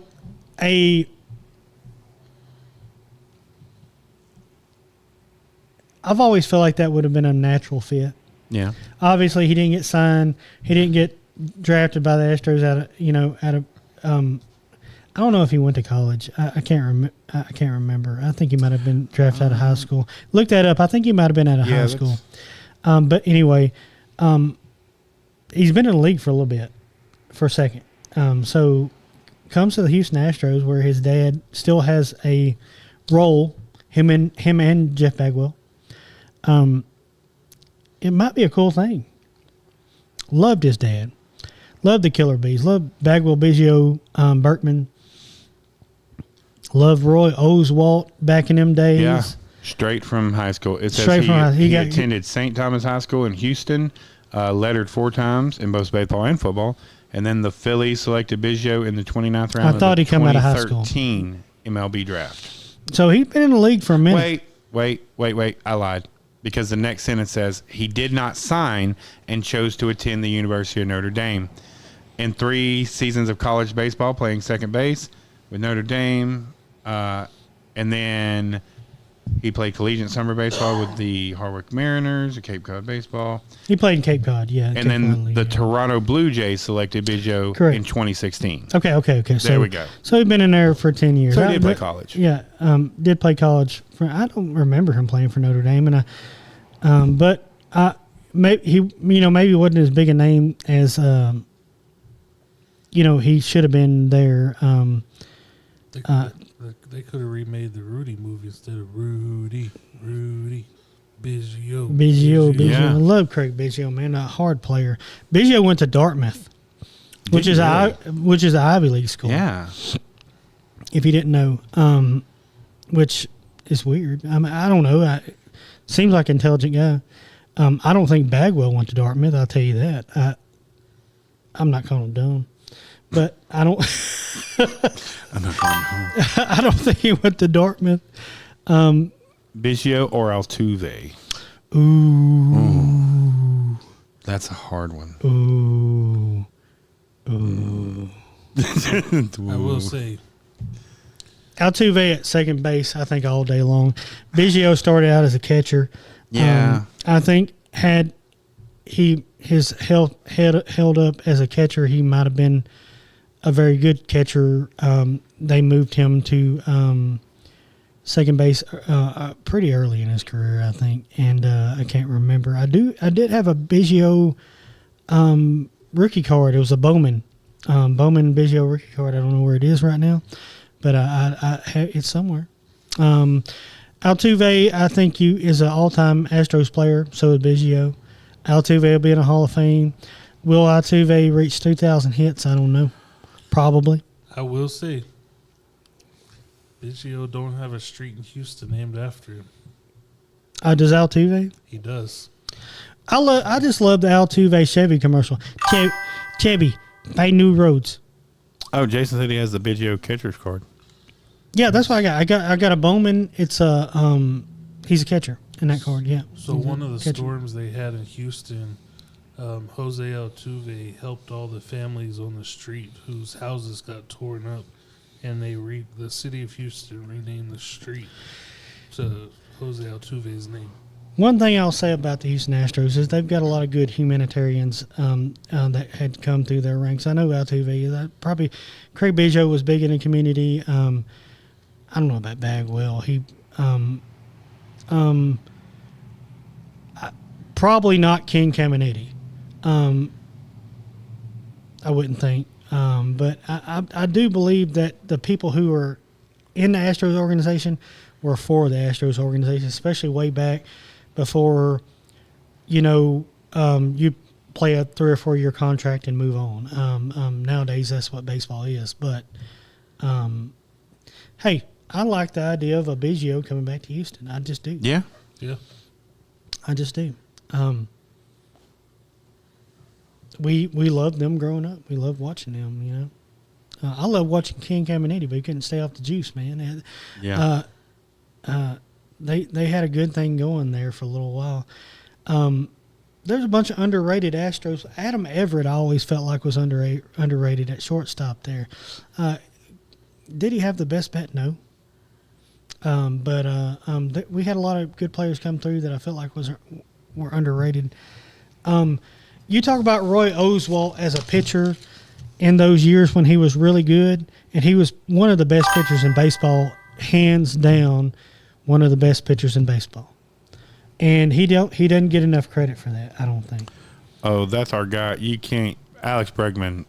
Bregman, yeah. of course, Bregman out of Rice in Houston. Right. Rice, of course, traditionally good baseball program. I love Bregman. Hated that he went to the Cardinals at the end. But hey, loved him. Big Puma.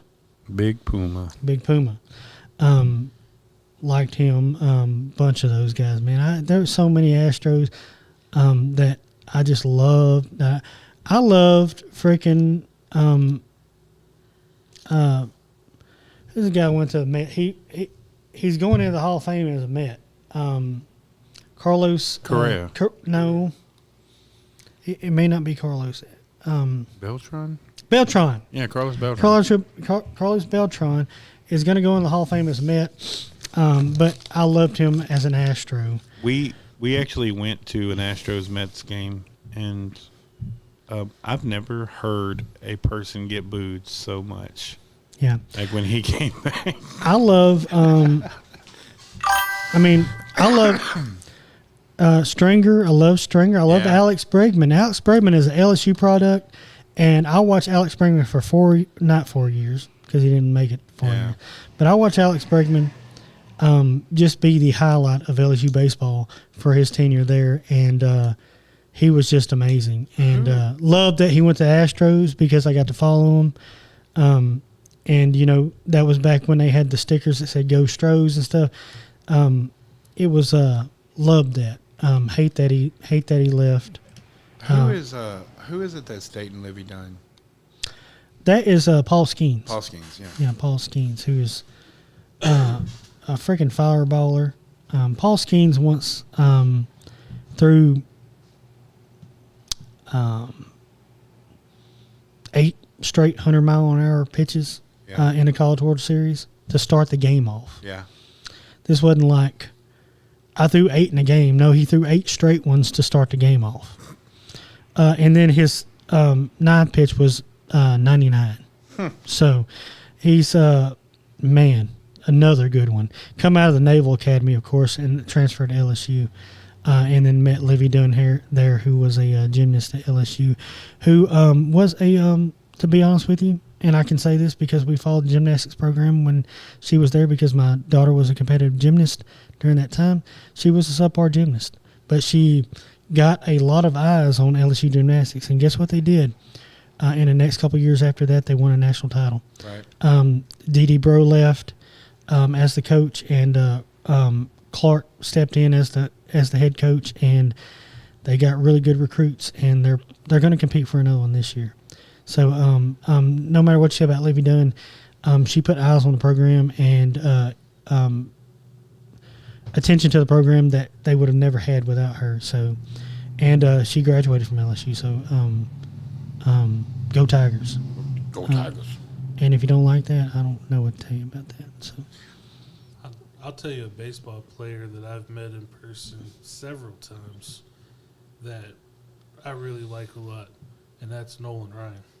Yeah, I love Nolan Ryan, man. That's one of my heroes. He's from Alvin, which is where I used to live at. Yeah, And love Nolan Ryan. At one point in time, he owned everything in Alvin, from the McDonald's to the car dealership. Everywhere he went, I believe it. When I pitched in Little League, I patterned my mechanics after Nolan Ryan. But he's just a humble, really nice guy. Yep. Yeah. Love that. Only one I ever met in person, and I mentioned that before, was Pete Rose, and he was a more cynical human being, but had good stories, and loved talking with him. And it wasn't like I met him at a signing. We were at dinner with him. Like, it was a group of guys with us at dinner with him. So it was one of the best sports related experience I ever encountered. And I think about it all the time. I got a ball in my office that he signed, and I remember asking. We were in Vegas, of course. I remember him asking. We went to a signing the next day because we were like, "Well, he had dinner. We were going to go to a signing event." We went to a signing, and he asked if I did any good the night before, and I was like, "No, not really." He's like, "Well, it's just paper." I'm like, well, maybe for you, buddy. Yeah. Maybe for you. Jason Barnes said, "Fun fact: I was scouted and tried out for the Braves farm system minor league." Nice. But yeah, and how cool is it to say that you sat down with him? Like that is probably one of the coolest things ever. And you know what? It was the best. The best thing was just to listen to him talk. Right. This guy had played with Joe DiMaggio and Mickey Mantle. Like he's got stories that far back. So let me ask you this. So even before you ate dinner with him, you already said put him in the Hall of Fame. Absolutely. So, yeah, there ain't no reason why he shouldn't be. So after eating, how much more did you believe that?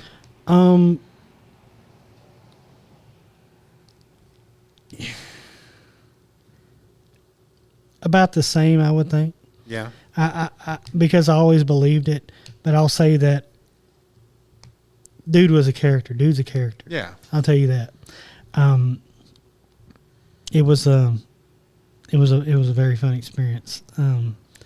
But yes, he belongs in the Hall of Fame. He should be in the Hall of Fame. Absolutely. Toby says, I don't have a big collection or anything, but I do have a signed Ryan 5000 strikeout card. Well, that's very nice. That's very nice. That's I'm awesome. gonna have to check that out, Toby. And famously late in his career, Ryan beat up on Robin Ventura. Yes. That's one of my favorite videos of all time. I just him put him in a headlock and just beating the crap out of Robin Ventura, blood all over his jersey. The old man, it just love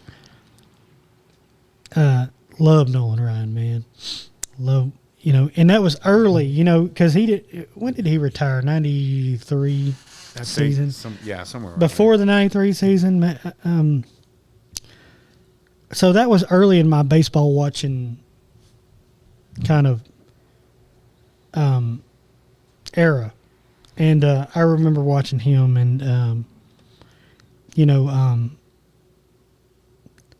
then moving on to some of the players that were more contemporary, like Greg Maddux. To me, maybe the best pitcher of all time, Greg Maddux.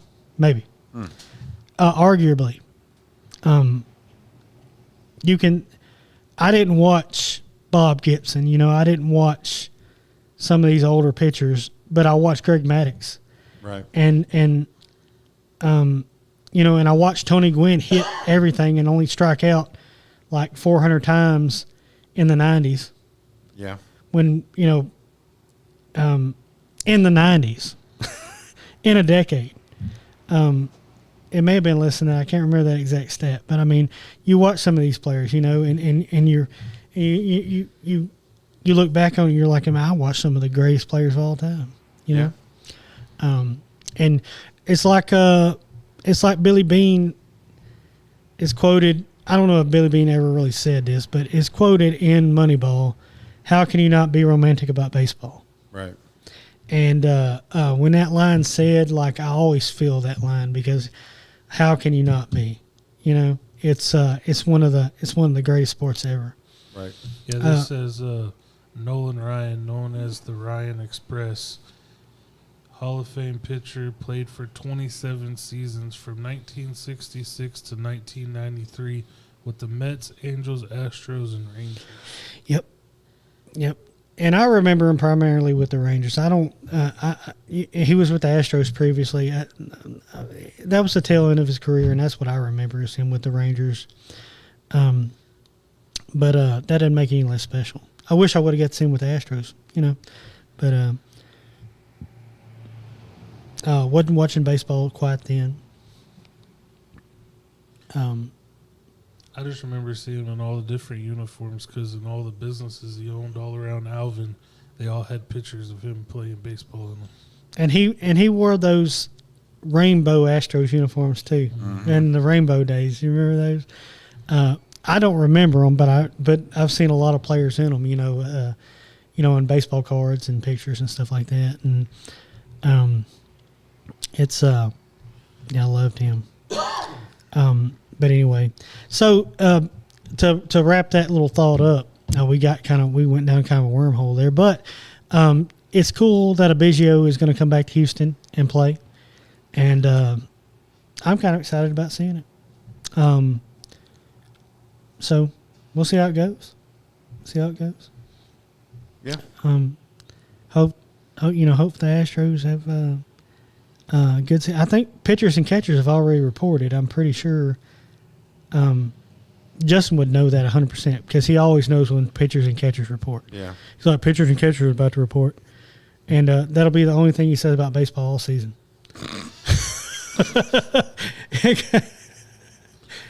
Because if you want to know anything about catching in baseball, just ask Justin because he'll tell you. Yeah.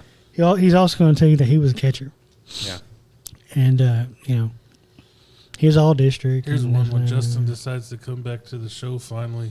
We'll let him come back to the show and we'll go catch an Astros game and drink beer and eat hot dogs. There you go. There you go. There you go.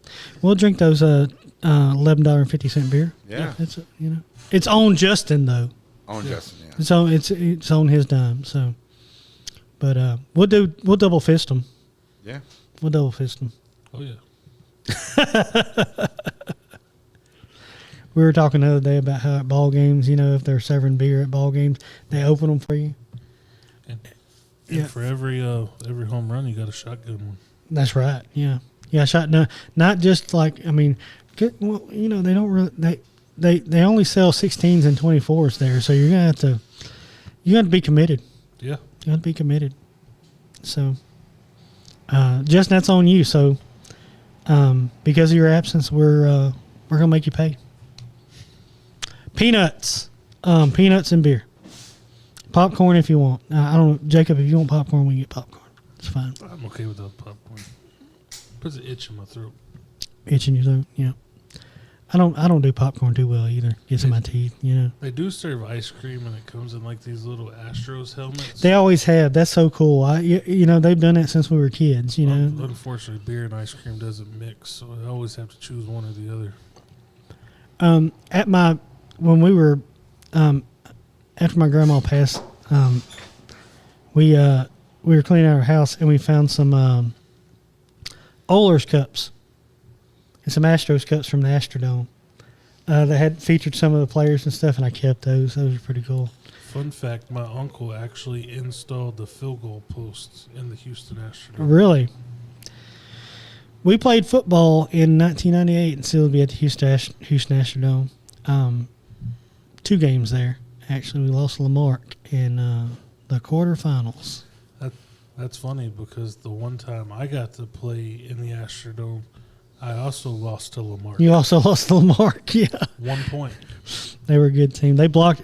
What made me think about that is you mentioned field goal, and they actually blocked one of our field goals, and I think that was kind of the turning point of the game. But anyway, that's way back there. Nowadays, I lean over and I feel like I've ruptured my spleen, at baseball practice. So, and that has a lot to do with why. My knee pops from time to time, and I can literally crack my neck on cue. Like all you got to say, Josh, crack your neck, I'm cracking it. Just some old football related stuff. It's fine. But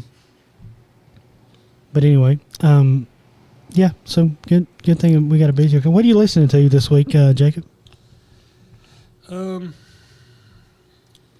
Haven't really been listening to a lot. Of course, had to catch some Kenny Rogers this week, so listen to a little bit of Kenny Rogers this week. Listen a little bit of Kenny Rogers. I can't even remember what brought up Kenny Rogers. John, do you remember what? John, why were we talking about Kenny Rogers?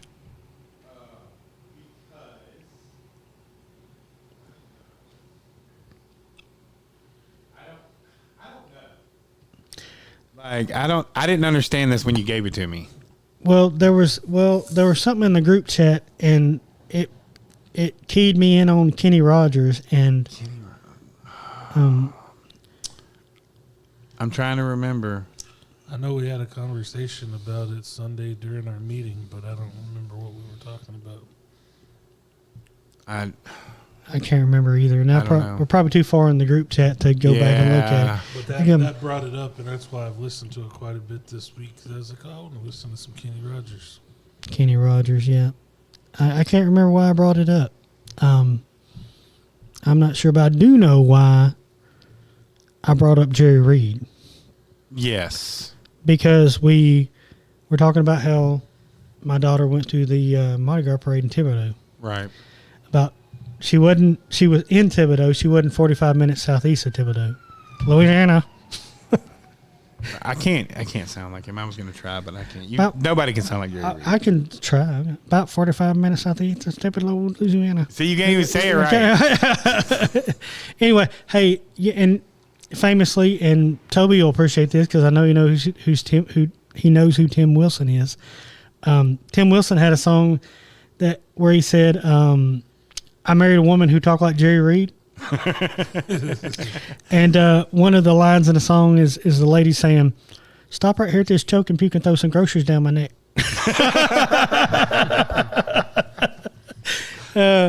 Yeah, Jerry Reed, man.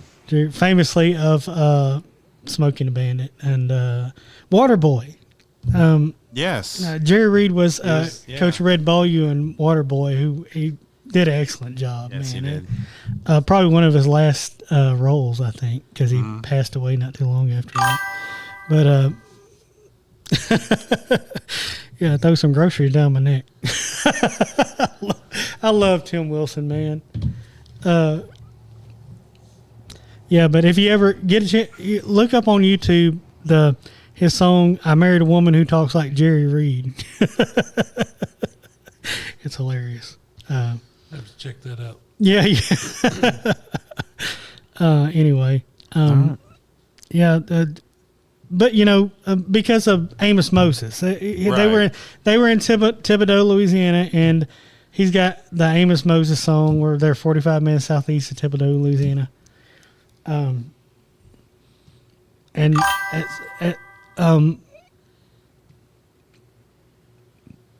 Jerry Reed. I've seen that, Toby. Yeah. I've seen that. Yeah, I've seen that interview. And of course, in that song, he's got that line, "Knock him on the head with a stone." Louisiana law gonna get you, Amos. Oh boy, I love Jerry Reed, or I loved him. Pour some out. Speaking of pour some out, before we get out of here and we talk about what you're watching, we got to talk about the fact that we talked about last week that we lost James Vanderbeek, famously for us from Varsity Blues. The ladies may remember from Dawson Creek more. That's fine. We remember from Varsity Blues. And, then they started coming out with these things where they showed the people that have passed from Varsity Blues. So him, Paul Walker, the guy who played Billy Bob, forgive me for not knowing his name. But, pour some out for those guys. But Robert Duvall also passed. James Vanderbeek is not in the same category as Robert Duvall. I'm sorry. No. We feel sorry for James Vanderbeek having lost his battle with cancer also. But he's not in the same category. Robert Duvall, many, many, many great roles. Apocalypse Now. The Godfather. The Apostle. You ever seen The Apostle? Oh, I love The Apostle. The Apostle. Great show. Okay, I figured out Secondhand the Kenny Rogers Lines. thing. I'm sorry. Go ahead. Go. I figured out the Kenny Rogers thing. Okay. Okay, so apparently in the chat, we were talking, or maybe it might have been you and Justin, but y'all were talking about Kenny Rogers the day before, and Justin was like, yes, and then apparently Kenny Rogers popped up in your news feed, and it was this article, and you were like, And then you said that Skynet was becoming a real thing and listening to you. Oh yeah, that's right. That's right. Okay, because my phone. I was talking about Kenny Rogers. My phone is face down on the desk. I'm talking about Kenny Rogers. All of a sudden, I go home and Kenny Rogers stuff starts popping up in my news feed. So like these things are listening to us, guys. Absolutely. They're 100%. Skynet is about to become self-aware. Yep. We're gonna have to fight the T-1000s. Linda Hamilton's got to come out of retirement and save us.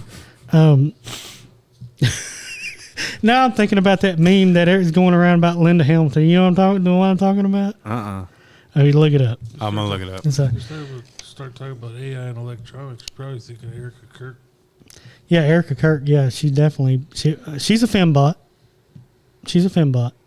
Billy Bob's real name is Ron Lester. Ron Lester. Okay. Pour some out for Ron Lester also, which I think he had lost a bunch of weight and kind of gotten pretty healthy before he passed or whatever. He passed away June 17th of 2016 at the age of 45 from liver and kidney failure. Yeah. Yeah. So maybe that, his health took a toll on him later in life. He might have, taking a little too long to try to get healthy. I feel that. I feel like maybe I'm doing that. I need to take a cue from Ron Lester. But anyway, yeah, Kenny Rogers, man. Famously, when the funk come down from outer space and landed on Bootsy Collins' house, Yeah. he was just a lowly farmer who was listening to Kenny Rogers records. Yeah.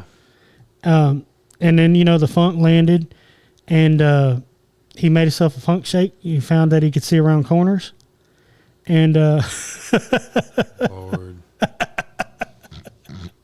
there's another one for y'all. Watch old Greg on YouTube. The legend of the funk. And the funk, of course, was prominent and lived until George Clinton kicked him off the mothership. That's the story. But he originally landed on Bootsy Collins' house. He did. That's where the funk came to be. Yeah. And then, of course, after Bootsy got the funk, he was slapping the bass fast and loose like a delirious funky priest. And, rest is history. Rest is history. Yep. So Kenny Rogers started out listening to Kenny Rogers' album, Coward of the County and Islands in the Stream. And what was the whole reason behind this conversation, John, is John was back here.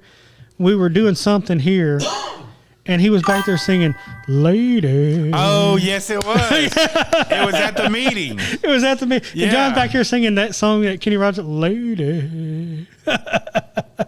That was the whole reason behind the whole conversation. We get lost with our stuff. It's okay. It's who we are. Anyway, All right. Wait, before we get, hold on. I didn't ask. I talked too much. I didn't ask Jacob if he was watching anything this week in particular. I've been watching my YouTube channels. Cletus McFarland started doing NASCAR, and now he's doing the Craftsman Truck Series. So I've been watching that on YouTube. Well, that's fun. Yeah. He's doing it all for Greg Biffle. Biffle. Oh, Greg Biffle, who passed away in the plane crash. A little while back. Yeah. So be like Biff. Yeah. Yeah. Sweet. Okay. So it's a good deal. It's a good thing it's a good cause. Okay. Yeah. Other than that, I'm not really paying attention to anything. But it just dropped in. See any condition. Yes, and then early KR, but his early pre-cut stuff. He might have been. You talking about Kenny Rogers? Yeah, Kenny Rogers. Yeah. He might have been a lot like Conway Twitty. Conway Twitty wasn't originally going to be a country artist, and Conway Twitty is, quite frankly, the dirtiest man in country music. He is. And we've talked about this before. If you listen to his lyrics and his songs, he's just a dirty, dirty man. Yeah. And we've talked about this. Are they catchy? Are they good songs? Of course. But I mean, I'll stop short of saying that he's perverted, but he's dirty. Yeah. Yeah. I like Conway Twitty. I mean, come on. She likes a man with a slow hand, She likes a man with an easy touch. with an easy touch. She, I can tell you've never been this far before. Yeah. Boom, boom, boom. Anyways. All right. So We're getting off the rails. Yeah. Right? Okay. All right. So anyway, we're gonna close it out. Y'all be looking for the magazine. hey, before you go, explain to me why this is one of your pictures. Because I don't. Because you keep saying that in the group chat, and I want you to know that that's not something that a man says necessarily. I got you. Okay. Jacob, your thoughts? I mean, it does seem more like a very feminine. It seems yes, queen. What? Yes. Like Do it, lady. Do it, lady. On your birthday. All of it, all at once. Friday, everybody. Friday, the magazine Friday. comes out. Y'all be looking for all the things in there. Rolling on the Field has a spread in there. Also, y'all be looking for our sports stories and our feature. They will be at John. Do you want to tell them where they'll be? Maybe. They will be at Village Creek Coffee, Cat's Corner, the Donut Palace right here, across from Monica Brothers, Tiger Hut, and various other locations that we are adding daily. Awesome. Y'all pick you up a copy. They are Yeah. free. So get there soon and get you one before they are no longer available. Yeah. See the athletes of the week. See the other local stories. See there's a business of the week section in there. Correct, John? There's Yes. all kind of fun things. Y'all be looking for it and give us your feedback. Let us know what you think. And we will be back next Wednesday. Justin may be here. He may not. Who knows? Who knows? Paul wanted more pages and print it on a new printer. Printing on new printing. I'm just we're getting things together. Yeah. We're getting things together Yeah. here, guys. But we'll be back next Wednesday, 7 p.m. right here at the Satsuma Valley Studios, and with Sir Honks a lot in his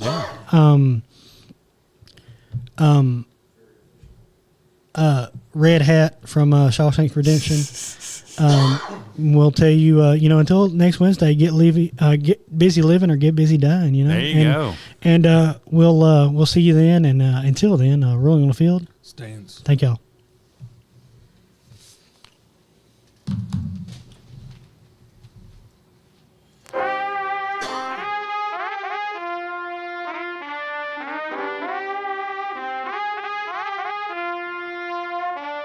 Yep, Josh and Justin, the duo so clean. Mike in the